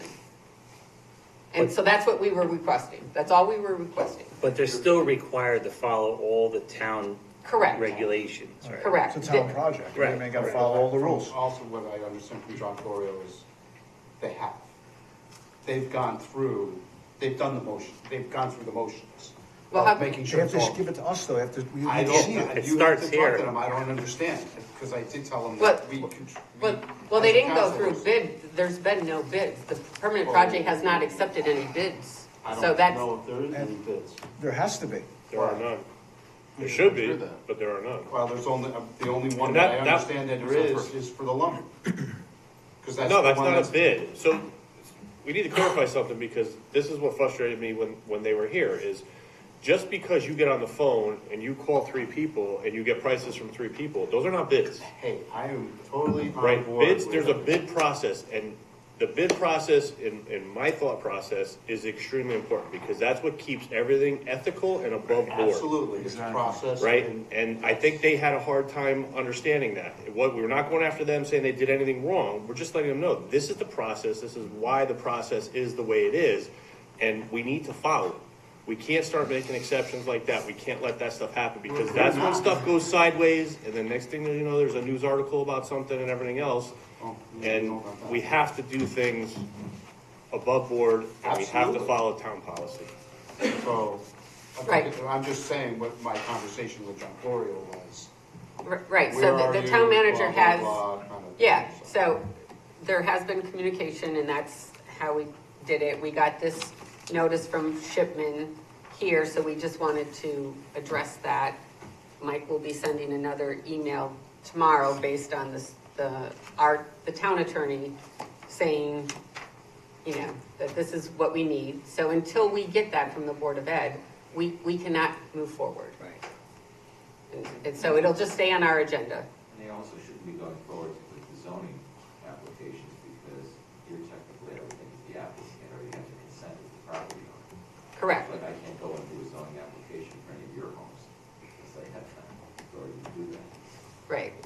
The question is why would they send an attorney's letter? For what reason? Is it because we're requesting this information? Yes, because we asked for a budget, Right. And so he sent an attorney's letter stating that, that we can't, that they shouldn't have to? well, the point was, by state statute, we cannot, once we appropriate money, we cannot tell them how to spend it. And we are not asking for that. We're just asking for. This wasn't in their budget. They didn't so because they didn't have anything in their budget to begin with, and this is something new, and they're using funds, Outside funds. well, they're using donations and funds from other sources within their budget, which they're allowed to do, that's fine.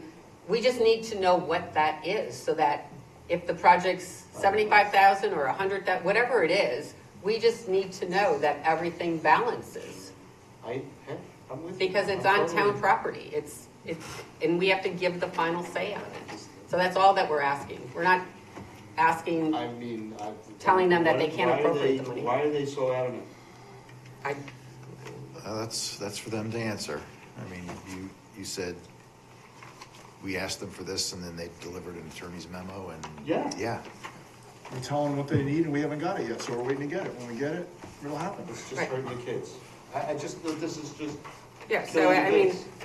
yes, so we'll just wait. It'll stay on our agenda until we get the information. Sorry, I just wanted. And move forward. I think we want to get this done, we just have to Yes. get the right We'd like to iteration. get this done. Yeah, Let's just, We understand that, but we also have to set precedent for the right way to do it. it's a process. right. We want to get it done. It's a good cause. So, okay, the next item is update on solar credits. You have the two packets, the A field and the B field. The credits continue to be significant. In yellow, you see the numbers. You have the A field information. The top number is the $51,000 credit. I did include in your packet the Jerome Harrison bill, which ends up with that $88,000 credit. Again, to show you that these numbers are real, contrary to what people may think. So again, it's very favorable to the town. We are working, I was on a call last week with our guy Greg and Lori from the Board of Ed, and we're trying to defer or alter the contract, because the high school, as we all talked about for 100 years, the high school costs have tripled. And it's trying to get these credits that we're never going to use otherwise onto the high school account to bring that back into line. On the B field, there's no really big user. I did provide you the NBIS bill, again, as backup to show you that the numbers are real. The bill balances are $172,000 credit balance, again, which we're probably never going to use unless we can get that to be transferred to another school or another user. But there's nobody to that magnitude. So we're trying to work with UI. There's some regulations as it relates to identifying different accounts because of the arrangement with the state. Our guy Greg wasn't 100% sure of the exact process to take the credits from account A and put them onto account B. But it's real money, and it'll hopefully keep us again from having to pay electric bills for a while. But as you can see, the numbers are pretty significant. There are a couple of smaller ones that we do owe money on. The sewer metering pit, the credits don't cover that. Street lights, the credits don't cover that. So we may, on that B field, move some of those credits towards the street lights and other ones that have positive balances, again, to offset it's churning dollars that we're never going to use otherwise. Right. So it's favorable. It's good news. Okay, so I asked to have this put on the agenda only just to get an update, because when we did the budget, and we were talking with the Board of Ed, at that time, we had the UI bills through March of this year, March of '24. Correct. And through the Board of Ed's buildings on here, at that time, it was roughly a $325,000 credit. But we knew that we still had a couple months to go and there would be usage. So when we were talking about their budget and came up with a figure to put into their Fund 25, which is the amount of money up to 2% of their budget that they can bring over, we reduced that amount down to $275,000. And it was just a best guess estimate based on the figures that were given to us at that time. So I wanted to see what the credits actually ended up with for June, and this is through July 2nd, so this is as close as we're going to get to June 30th. Okay. And if you add up the four schools that are on here, including the auditorium, they're at $367,000. So our estimate of $275,000, we're $92,000 short of what. So they actually ended up with more credit than what we had estimated on there. And that was one of the reasons I had asked to see this, because that did come into play during the budget season. So they actually are up by $92,000 in credits on their electric account, according to all of this information in the backup. So thank you, Anthony, for putting this all together for us. Okay, now we're going to move on to disposition of certain town-owned properties, 824 referral for the following. So this was one of our discussions on last month's agenda. The Blueprint Committee brought forward these 5 properties for possible disposition. They're town-owned properties. So there's a process that has to be followed in order to do that. And I'm going to turn it over to the town attorney to let him give us that process. Thank you, Madam Chair. There's actually 2 statutes that come into play. The first is 8-24 that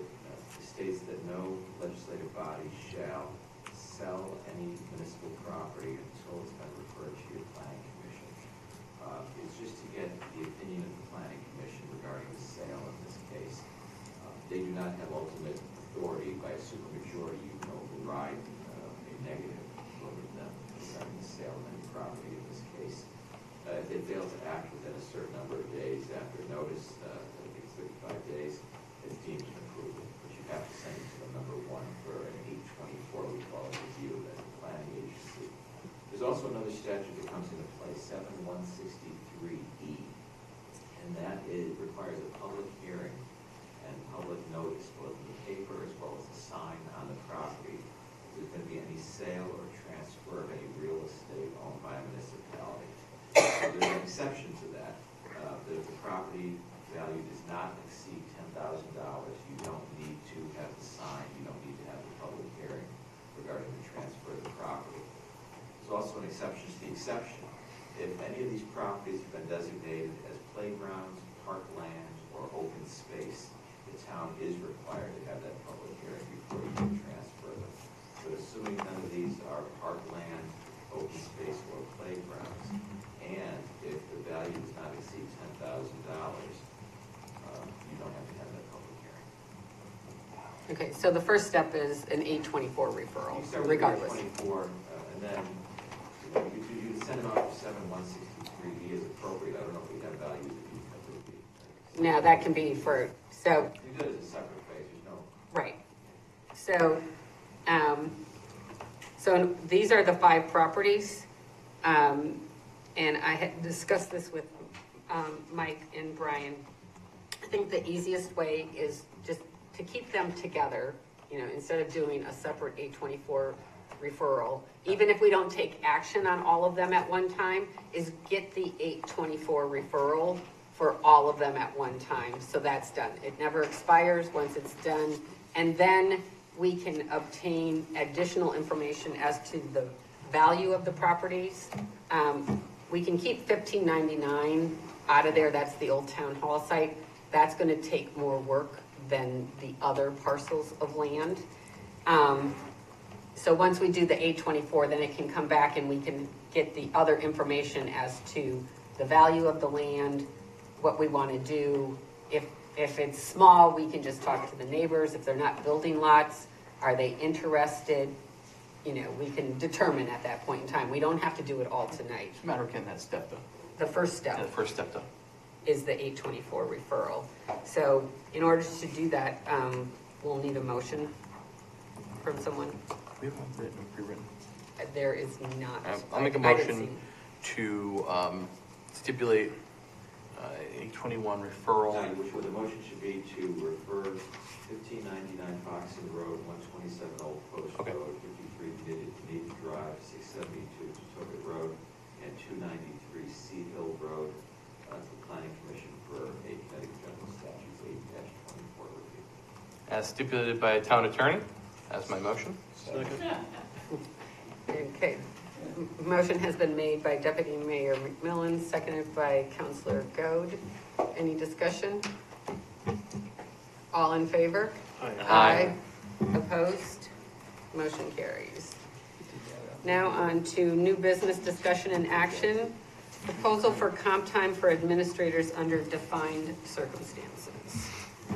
Thank you, Madam Mayor and council members. This is an item that I brought before the Finance Committee on August 13th. But essentially, I'd like to have the discussion with the council about the possibility of being able to dispense compensatory time to administrators under certain circumstances. Administrators are FLS exempt and on a salary basis, and as a result, they are sometimes expected to work beyond 35 hours. In attendance at certain evening meetings, of course, is expected with their roles. Certainly, if I were to take somebody who's here, for example, I'll use Anthony, right? So he's going to come here for the council meeting, then he's going to be here for a pension meeting, and then he might be here for a finance meeting. Those are all expected parts of his role as an administrator, and all administrators know and understand that. The kinds of things that I'm thinking about and the circumstances that I'm considering this for is when it exceeds that to a point where, you know, we ought to be thinking about compensating them. When I think about certain administrators, I might think about in Park and Rec during POCO, when I have, you know, 2 administrators over there that are spending, you know, that can put in an 80-hour week. getting POCO prepared, and we don't compensate them for it. And I don't think that's fair. It's a situation like that. I might be thinking about, say, our purchasing agent, Mike Fumiati, who, when he took this position here, he was told he would be supporting the permanent project building committee for one Monday every month, and of course, it's become every Monday of his life. So for those of us who go to these Monday meetings too, they know. So it's meant so that when it reaches a certain threshold above and beyond what might ordinarily be expected, and it caps out at 35 hours per calendar year. If somebody is, in that situation where they would be awarded this extra comp time, they couldn't exceed in a year 35 hours of being compensated. It's a way for us to help offset those additional expectations that they all cheerfully step forward and do. But I think it's a way for us to recognize that additional input that they give us and show that they're valued, and certainly I think helps with retention of people who are in those positions. Certainly if you're in a position like that and it's expected of you year after year after year to do that without any compensation at all, I wouldn't blame somebody for looking elsewhere. So that's what it's meant to address. Finance Committee had asked that we draft this up as a comp time policy so that you could look at it and see how it would be actually drafted up as part of the policy package. And so that is included with your memorandum. And I thank you for your consideration on this. Okay, so can we get the motion on the floor before we go into discussion? I'll do it. Make a motion that the North Branford Town Council hereby authorizes the town manager to dispense compensatory time to administrators under conditions defined in the attached administrator compensatory time policy. Second. Motion has been made by Councilor Palladino, seconded by Deputy Mayor McMillan. Discussion? The only question I have, Mike, is I know when I worked for the state, it was defined that comp time was earned in quarters of an hour, and I didn't see anything in here. I just breezed over it. It might be in there, but that was. I'm sorry. Yeah, no, because then if somebody, you can break down the time. So if somebody needs to, if they earn it in 15-minute increments. Yeah, I didn't spell that out, and we could certainly do that. I think the way I termed it was on a 1-to-1 ratio. So if someone were to put in and say, putting in a form and asking for 15 minutes of comp time is unlikely.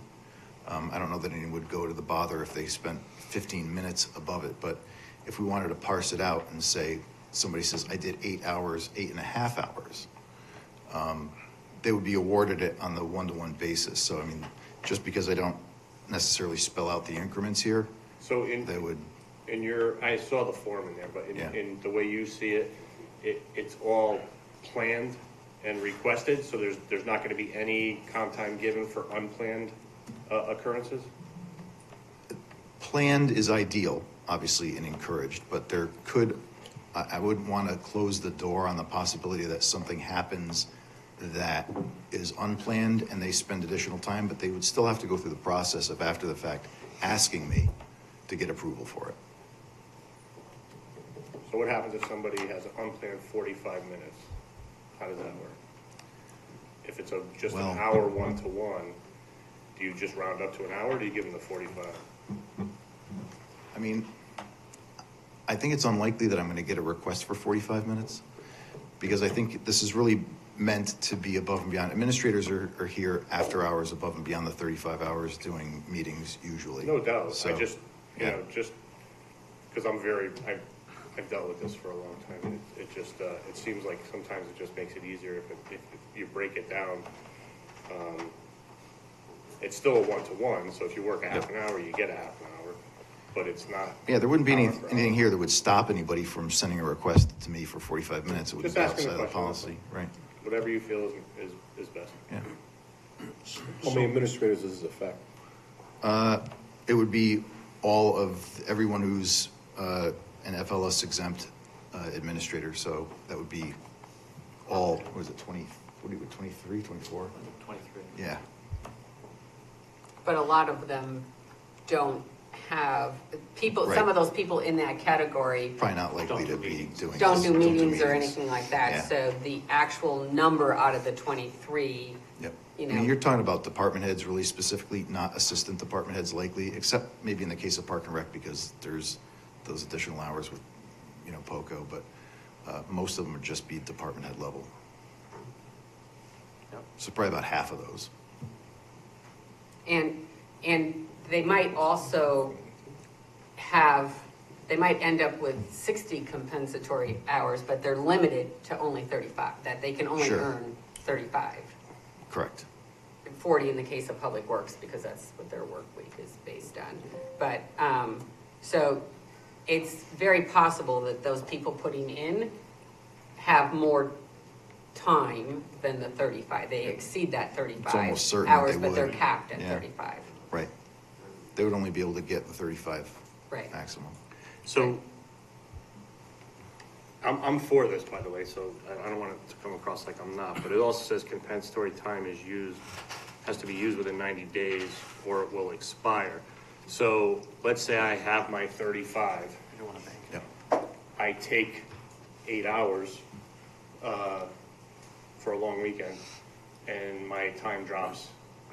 Do I now have the opportunity to earn back another 8 hours after that? Not if you've hit your cap at 35 hours. So you're saying they can't replenish it? Right. Right. So for example, I can't, if I understand what you're saying, Burley, so if I've earned 35 Yep. hours of comp time and then I go and take 8, the next week I come back and then I try to get another 8, can't do it because they've already capped out at earning 35. Okay.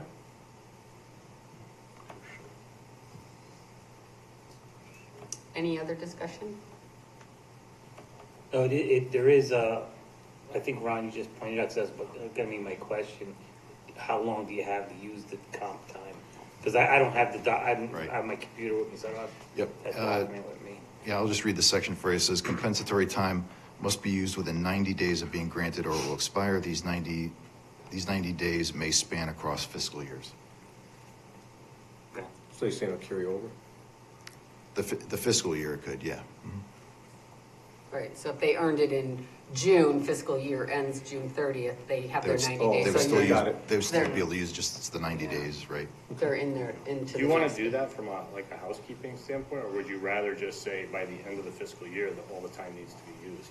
Because otherwise, it's going to be a lot on you or whoever else to keep track of it, right? I mean, I thought the 90-day term might make it more palatable for you, but if the council doesn't have any objection to that, I'm certainly I mean, fine. 35 Making them use it. It's like, here it is, now you gotta use it. Because I know, Yeah.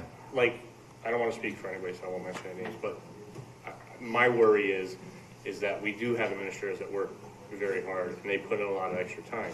So let's say they get their 35 hours, but let's say they get their 35 hours, sorry, Fran, I'm going to use you as an example. Franny gets his 35 hours in the springtime because of snow plowing. And now he's coming into his busy season of taking care of fields and projects and everything else like that. Mm-hmm. He doesn't have the time to take. He doesn't have the 90 days to take that time. I think if we're going to do it, we should at least give him the whole fiscal year. This way, if he runs into his busy season, he can then take it in the fall when things slow down, right before he gets busy again in the winter and stuff like that. I would consider that a friendly amendment to this. Yeah, 90 days out, I agree. I think it should, if you're just gonna cap them at 35 and you're not gonna let them reload Yep. like that, then I think give them the whole fiscal year. I'd be in favor of that. Anybody disagree? I think that's a good idea. Otherwise, people be trying to cram time in, and it might get could get difficult. Yeah. I mean, somebody could always come to me and ask for an extension too, which, I could grant, but Do you have a document for that too? of course.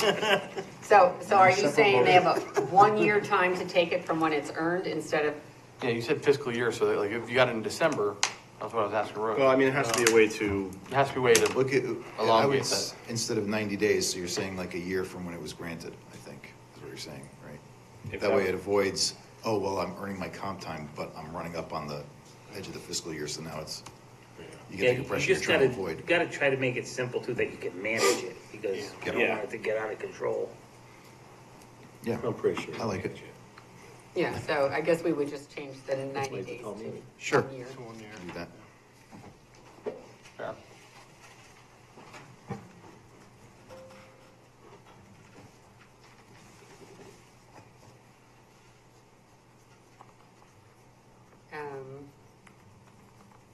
Okay, so the people that made the motion and the second, do you want to amend it to make that? Yeah, I'd like to amend it to change the 90 days of being granted to 1 year. And who seconded it? You. A second. Okay. Any other discussion? Okay, all in favor? Aye. Opposed? Abstain? Motion carries with the amendment. Great, thank you. Next is NIP fund request, recycle bins for DPW yard. So I have a memo before you. I don't know if Dan wants to come up, because of course he's been acting as our liaison with Solid Hazardous Waste Recycling Committee. But essentially they're putting forward a request to obtain some recycle bins that would be stationed at the DPW yard. This was prompted by my attempt to clean up the entryways here where some recycle boxes have been stored and there's been overflowing batteries and things like that, and just kind of put them in one location where residents could count on that they could deposit this stuff there. They're asking to be funded out of the NIP fund, and that they be authorized by the council for an amount not to exceed $4,500 to do this. I think that's fine. And NIP fund has over $35,000 in it currently. And the NIP fund gets replenished or we get money in it every year from the state, correct? Okay. Who's gonna monitor what goes in these bins? Public Works. The Haz Waste Committee, the volunteers are there pretty often, so they're gonna monitor it. Okay, I just don't want you guys to end up with a situation where it's supposed to be for batteries and somebody dumps a gallon of paint in there and it's a disaster and it becomes a nightmare for you guys. Yeah, there'll be a little monitoring right off the bat. One day down the road, we plan to have cameras to hopefully help, mitigate that, but yeah, it could be a little bit of a challenge at first. Yeah, I mean, I think the good thing about doing it there is that if there is an overflow situation or if they miss it, Public Works is there to do it, as opposed to it like piling up in the entryway to Town Hall or something. Yeah. Well, I just think it makes it more convenient. It is, Absolutely. right. Because the right town spot. hall is closed, locked down, and they can't get in, and Public Works, where they're going, it's open, and the boxes are locked Yeah. on the bottom to retrieve the stuff, but they can still dump stuff whenever. Makes sense. 24/7, 365, it's gonna be there. Yes. What is the NIP fund? It's from the state on those little nip bottles. We get so much, Everything on the side of the road, throw we it in your get, car. we get so much from the state Think about that they give us. your ride home. The various distributors, alcohol distributors, based on how many Brian has nip a bottles. case in his car. Yeah, Brian does this. Yeah, Brian tells but us his about is it. all Jägermeister, I think, so. So, didn't we talk about using that for something else, I thought? Yes, out of that fund, they also get paid mileage to pick up the Okay, plastic yeah, I knew there was and something stuff, on that, but- that's what I recall. And we pay the Part-time trash gentleman that picker. goes around, picks up trash in the parks as well, Okay. for the nip fund. Dan, did you say that area is gonna be open 24/7? 24/7, 365, yeah, it's gonna be there. Kind They're of like back to US what Ron was referring to there, I do worry about having Uncontrolled. that just sitting there like that, because then everybody can take anything they want to get rid of and say, it's a good spot, I'll leave it, because then Franny will deal with it. True. It happens now? We do that now. There's a side effect. They do that at the parks. We go there and there's a TV and a bureau sitting next to the trash cans. We've had some pretty crazy ones over the years. Yeah, so it's right outside the recycling building is where you plan on putting these, Yep. correct? I think we'll probably mitigate a lot of people. I mean, not that many people pulling up. Camera would that be good. area. That'd be a It's good place to camera. have a camera. Yeah. There's cameras in the area. We'll pay them out of the NIP fund. NIP fund. Lucrative. All right, so here's the motion. Motion that the town of North Branford hereby authorizes the purchase of 3 exterior drop bins for recycle collection at the Department of Public Works headquarters for the amount not to exceed $4,500 from the town's NIP fund. Do I have a second? I'll second. Motion was made by Deputy Mayor McMillan, seconded by Councilor Miller. Yes, ma'am. Okay. Discussion? All in favor? Aye. Opposed? Abstained? Motion carries. Also a big fan of the NIP one. Okay. All right. Now on to proposed creation of fund for the sale of town flags. Yes, Madam Mayor, as I mentioned in my report earlier, we had envisioned the idea of having the town flag produced and making some available to local residents who might want to display it and show community spirit and pride at their homes. So in order to get this ball rolling and for us to be able to get some flags in to sell, I had Anthony draft up a memo, which is before you right now, which would help create this revolving account to enable us to move forward with that. I'll make the motion. You have, let's see here, suggested motion. Be it hereby resolved that the North Branford Town Council directs the Treasurer or Finance Director to account for the purchase and sale of the town flags in the Reserve Fund, Fund 2901. Second. Motion was made by Deputy Mayor McMillan, seconded by Councilor Diamond. Discussion? Just want to note that your forthright thinking of this beautiful flag and its gorgeous color. I appreciate that. The town appreciates it. Thanks, Mike. Thank you. Vote for it even though the color All is in favor? Hang on one second, I'm sorry. Right. Yeah. Is that just gonna go into the general fund, or do you wanna specify where, I mean, I don't know that. That's why it's totally separate, it's not general Yeah. fund. It's a Okay. separate Yeah. reserve fund on the side. So it won't impact general fund at all, the sales or the purchase of the flags, it'll be just through this separate. And we'll just Sales could be recycle in the millions. because as we sell them, it'll replenish the fund when people buy them. So, and what will you be selling?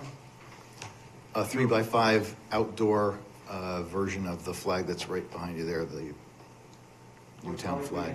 3 by 5. All purple, all 100% 3 purple foot by background. 5 foot or You can 3 get by it. 3 foot by 5 foot, If you yeah. want valances and drapes, Yeah. you can get those. 3 by 5 is a standard size that most people would use to display at their houses. I mean, Is that what that is? that is No. not. That's an indoor. What is that in here? That might be This is 5 About by the 8. size that people have hanging outside their door. 4x6. 4 by 6, yeah.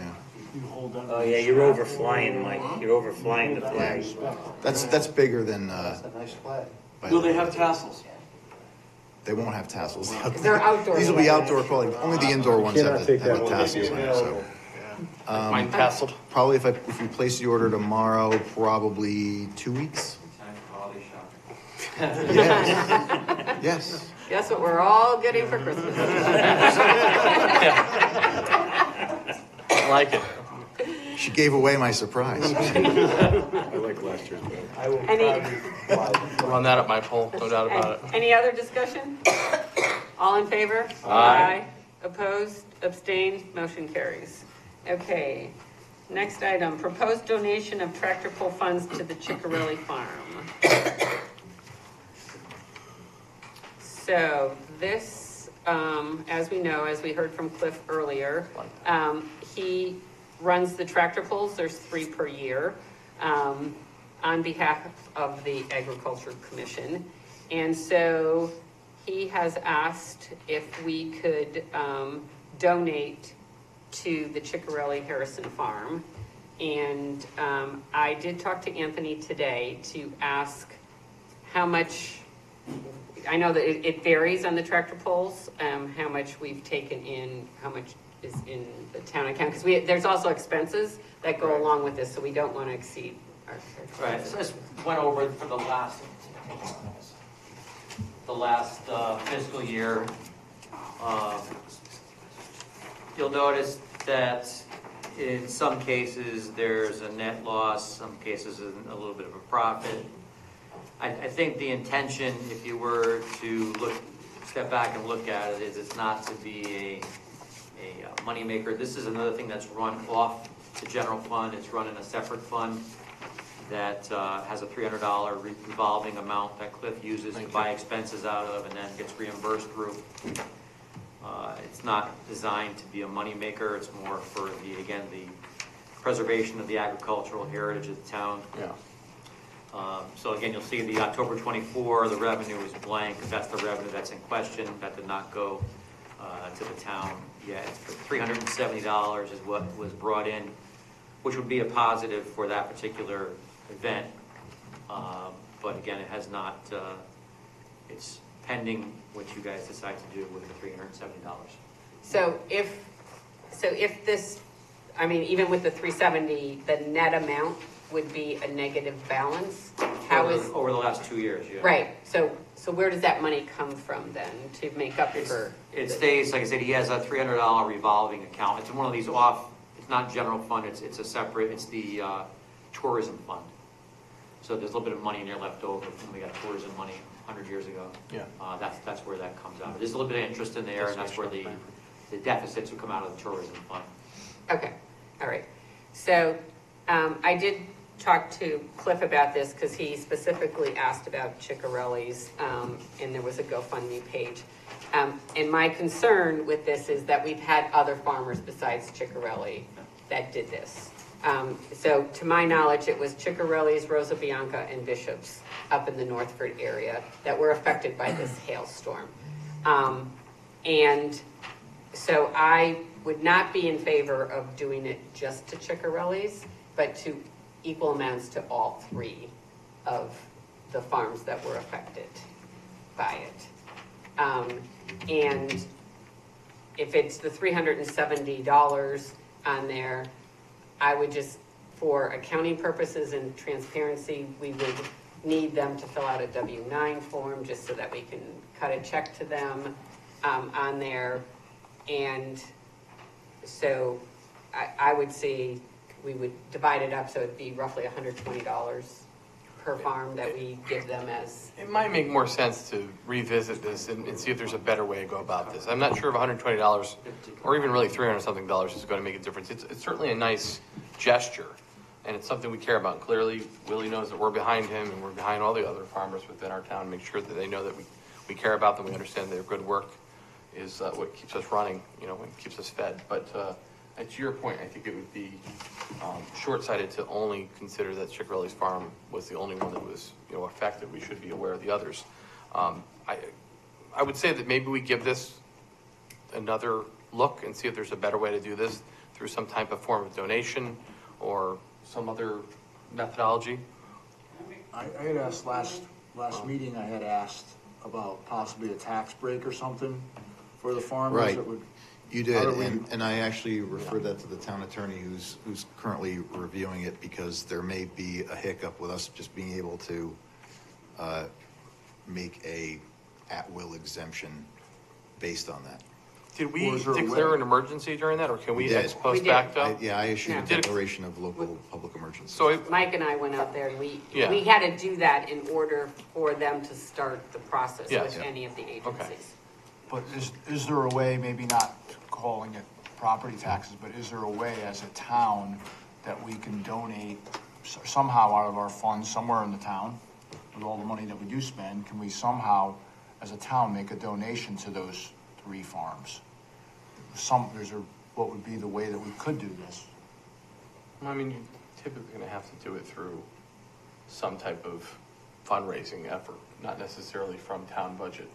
And that, I don't know if you can. I don't know. Is there any? I think it's got to be. If you're going to go that route, I probably would suggest something more akin to what we did with, was it the relief that we did? I know the mayor spearheaded a relief program for Ukraine.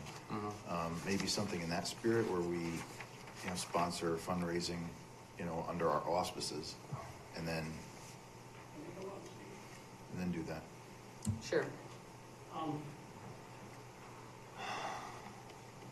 Madam Mayor and I had a very nice phone call yesterday. I was too one-sided, and definitely it shouldn't be just for one person. That was my thought, but she brought up the fact he wasn't the only one affected. We shouldn't set up, shouldn't show priorities. So I agree, it should be split up whatever way. this is a one-time deal. I mean, I operate on a shoestring, as Anthony knows. I buy everything on sale. I mean, next year's ribbons, I wait till February when there's no business for Hodges. I buy on sale. I'm like a Jewish grandmother. I won't buy full price. Wonderful. Sorry about that. I have to do. You make note of that. That's Okay. Yeah, I'm old school, so I was raised different. Okay, Subject so matter again, expert. whatever you guys decide, it was a good conversation, a three-way split, however you want to do it. I would be happy to round it off to 400 if you want. I have a suggestion. Yes. We're a farming community, right? Yeah. We're gonna be selling flags. Maybe we can sell more flags if the profits from the flags go to the farming community that was affected by the storm. do that. Well, Take a portion. So maybe everybody in town will buy a flag. Then you get. There you go. Except there's no profits. There's no profit. Because we're probably gonna be buying the flags at about $37.50 a piece, and we'll sell them at even 40. It'll be like, you know, we could adjust the price of it, so we could say like, all right, if you're gonna buy it for 45 or 50, 10 of it goes to Yeah. the fund or something like that. The flags are that expensive, Mike? $37 The bucks a gorgeous piece, flags. yeah. If I buy them at 100 count, if I buy them at higher counts, like if I could do 200 or something like that, the price drops, but then we're also shelling out Just a think lot of about money how up much an front. American flag is. I think it's purple that made it expensive. I think Well, so. That died. They're double. Blue is much That cheaper. died. It's regal. Yeah. Definitely regal. Well, anyway, I'll back away from this. I'm happy. We had a very good conversation. I was too narrow-minded at the moment, heat of the moment. I had just returned from the farm aid situation, and every farm, not just, well, he got hit hard, Yeah. but The farms, idea is there, let's bake it. Let's look at it and we'll bake it. We've got a lot of Okay. stuff to work on with it, something we could bake. yeah, So let's just table this to next month and we'll check out some of these possibilities. Because Okay. we would like to, I think the council as I'll a whole agree. is in agreement that we would like to do something for the farms that were affected. And we just have to come up with the Okay. correct mechanism. I'm So, sure the whole town wants to. Yeah. all right. I mean, like, once again, it was nice for the mayor to point out, really, Willie wasn't the only one affected. And we're a town that cares for everybody, not just certain, and it was just the heat of the moment. Right. We So, thank you. appreciate your thought. Thank you, Well, sir. I know. And bringing it forward to us. Okay. Okay. And I think we'll have an answer to Councilor Gode's inquiry for next month relative to the tax relief proposal. Okay. So do I have a motion to table this item? I'll motion to table. Okay, motion to table and second, all in favor? Aye. Opposed? Abstained? Okay, motion to table. Okay, next item, fire department, potential donation of Tower 1. Yeah, as everybody's aware, we replaced Tower 1 in the last year with Truck 1, and we had several attempts to sell the surplus apparatus. It did follow the proper procedure, went from the fire commission to the town manager for blessing. It was listed on several sites, it was listed on several Facebook pages that sell fire apparatus. It was listed on the vendor who sold us the current truck, an E1 dealer up in Massachusetts. There was one hit from a potential buyer in the south. When he was given the dimensions of the truck, it would not fit into his bay. That was the only serious inquiry we had. We did have an offer locally to do a barter type situation. The fire commission was not ready to jump on that one yet. As we saw in the last month or so, the floods in the North Carolina area have wiped out houses, firehouses, fire trucks. There are several departments with no apparatus currently. I did contact the North Carolina Fire Administrator and had a brief discussion with him prior to bringing it to the Fire Commission. I did talk briefly with the manager, the mayor, to see if I was going to be like a you're nuts type attitude, but they both thought the idea had merit. And the truck is sitting outside. It's coming up to winter time.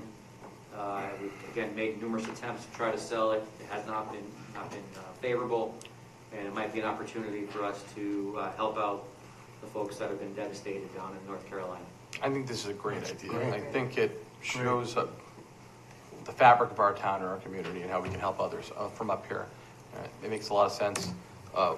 Just to get a better idea of, if we were to go about this route, how could we transport this to that area? Would it be driven? Would it be on our insurance time during that time period? Would we find a community? Beyond their responsibility to get it down south. I mean, I would have a title transfer in Connecticut, so it's their insurance, their license. Good. That's what I was thinking. The problem, we don't title anything. We have just certificate of origin on apparatus. So we can sign that We would have over. appropriate paperwork, they're responsible. So as long as we can get that paperwork through you and your team to make sure that we are not liable for, There was discussion at the fire commission meeting also about removing the name, and the discussion was, well, leave the name on as it's driving down for people to see that North Branford is helping out. And then the stipulation would be when it got there before it goes to service, our name would have to come off. why don't we look into purchasing a small decal that says donated by above town of North Branford. And then if you want to add to the town of XYZ, North Carolina. If you want the marketing aspect of it, which is fine with me, it's a nice way to do that. And then the stipulation is once it gets down there, that gets stripped off. How will you determine who gets it? The way the gentleman works, he said he's compiling a list of people that are donors and people that are requesters. He said, I'll put you in touch with somebody who's looking for a tower truck, and you can work out with them, and the logistics, how it works out.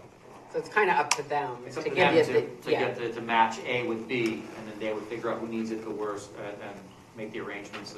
But I would not be involved in transportation of this, be totally on their dime to drive it or flatbed it down to North Carolina. I think it's not responsible for us to drive it down there. Good. That makes sense to me.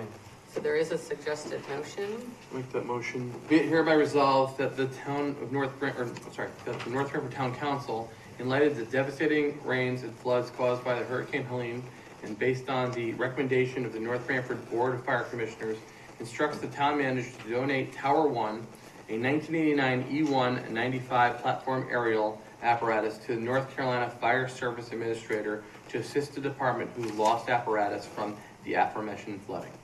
Second. This is Okay. great. The motion has been made by Deputy Mayor McMillan, seconded by Councilor Abelson. Discussion? Do we need to put something in the motion, Brian, about transportation is? We'll take care of that. Okay. Okay. All right, any other discussion? It would be pretty nice to have some sort of like event or a see-off of that fire truck when it does go. That would be kind of. I think we'd want to make sure we let the media know. Yeah, that'd be pretty. Make a big pretty deal nice about the whole it. town get out there. Yeah, I think once you have more information from North Carolina, like where it's going, stuff like that, And that would be a great idea. It might take a little while. I mean, it could be months for all we know. They're pretty devastated, so I'm not sure.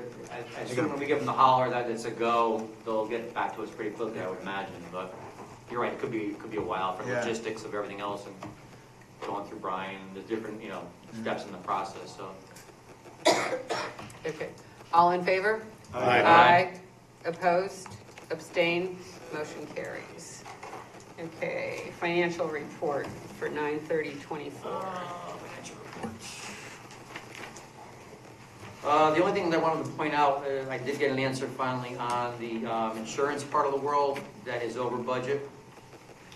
And in talking to Michael Fumiati, the issue was that he was approached to buy $5 million of additional liability coverage by our agent.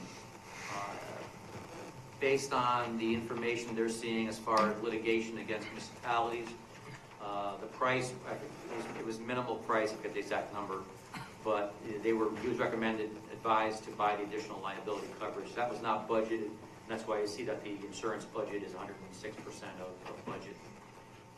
Aside from that, there's nothing really else remarkable. There's an increased amount of purchase orders. You'll notice on the second, the longer, the wider page, as we're encouraging departments to use purchase orders more, eliminate doing requests for checks. The revenue side of the house, again, is a little bit exceeding last year. We were 45%. 45.8% this year compared to 44.6 last year, which is favorable. And tax collection, again, up again, 53.9% this year, 53.7 even last year. So, again, nothing out of the ordinary to report. Another unremarkable report. Okay, so on the insurance, so Yes. expended and encumbered, we are roughly $27,000 more. Is that all attributed to? That's what he explained to me today, because I asked him. I So said, 27,000 is not a little bit of money. And I think that should have come before us. I'll get the exact details. There might have been other besides that. He did mention that the policy he thought was a small amount. Might be other things. Oh, and it was cars. Sorry. The automobile coverage was up based on new police cars, fire apparatus, public works vehicles. They raised the premium on automobile insurance as well. So does our policy run fiscal year? Yes. So did we go out to bid on it? Or is everything just through the agent? Because at this cost, Yeah, that's a good question. I don't know if he bids it annually or not. I know we bid the agent, I believe. I don't know if the agent goes out and shops annually for the individual price. I can get an answer from Mike on that real quick. at this price, we should know that information. Absolutely. That's, you're talking almost $500,000. Yep. And to just have the agent and not bring that information back to us, I think is a mistake. I'll get the exact details for you. And we should have it, and the agent can do this so that it's in our budget. We know we have this discussion at budget time. The agent should be able to get us numbers.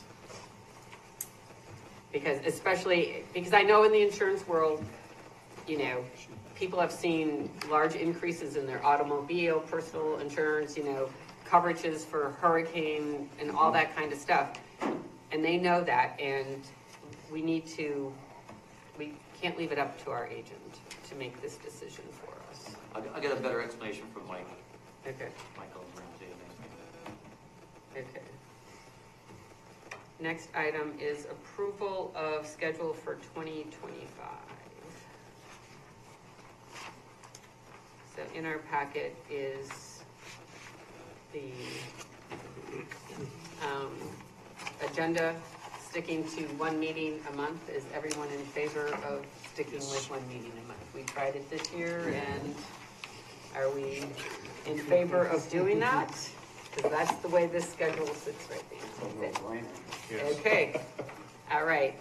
I do have to say, kudos to Mike, because these meetings have been, and the mayor, I apologize, these meetings have been very well organized, and I don't think we've skipped a beat by doing one meeting a month, so thank you. I think, and congratulations to Mike and to the staff, knowing that there's only one meeting a month, like, they need to have their stuff vetted and ready to go, and bring us stuff that's ready, and not, that we don't waste our time on stuff that we have to keep tabling. And it's important to note that this isn't unusual. This is how typically most towns run. So it was kind of unusual to have the two. So it's the efficiency of the one per month. So the only thing in question is the location of our budget hearing, which is April 1st. Last year we did it in the cafeteria of the new high school, which I don't know how people felt about that. It was all basically just department heads and everyone else, as we know, public came out. The gymnasium this year, Lauren? No, it's too hard to hear in those. My other suggestion would be the new meeting room at the PD. That can hold over 120. You don't think that's small? No. For the amount of people that come out. Yeah. And I think you can hear better in that room, and you have the technical capabilities of, putting stuff up. It's something to think about. We can always change. It's a good room, and you're going to get to test it next week, for those of you who are able to make it and not Zoom in. for the special council meeting. So, Yes. yep, I think it's a good choice. I mean, we can leave it on here now for the high school cafeteria, because we can always change that part of it. Yep. It's more the dates. Hopefully the heat's working. The heat was working downstairs. It was the EEOC room. Yeah. So, Yeah, hopefully. do I have a motion to accept the schedule for 2025? So moved. Second. Motion was made by Counselor Diamond, second by Counselor Miller. Any other discussion? All in favor? Aye. Opposed? Abstained? Motion carries. Okay. So the next three items are all for executive session first, and then we'll come back to vote on it. It's approval of the collective bargaining agreement with the library staff, Teamsters Local 443, confirmation of the appointment of Mr. William Seward as the Emergency Management Director, and confirmation of the appointment of Mr. Chris Holden, which we'll come back to after we have executive session.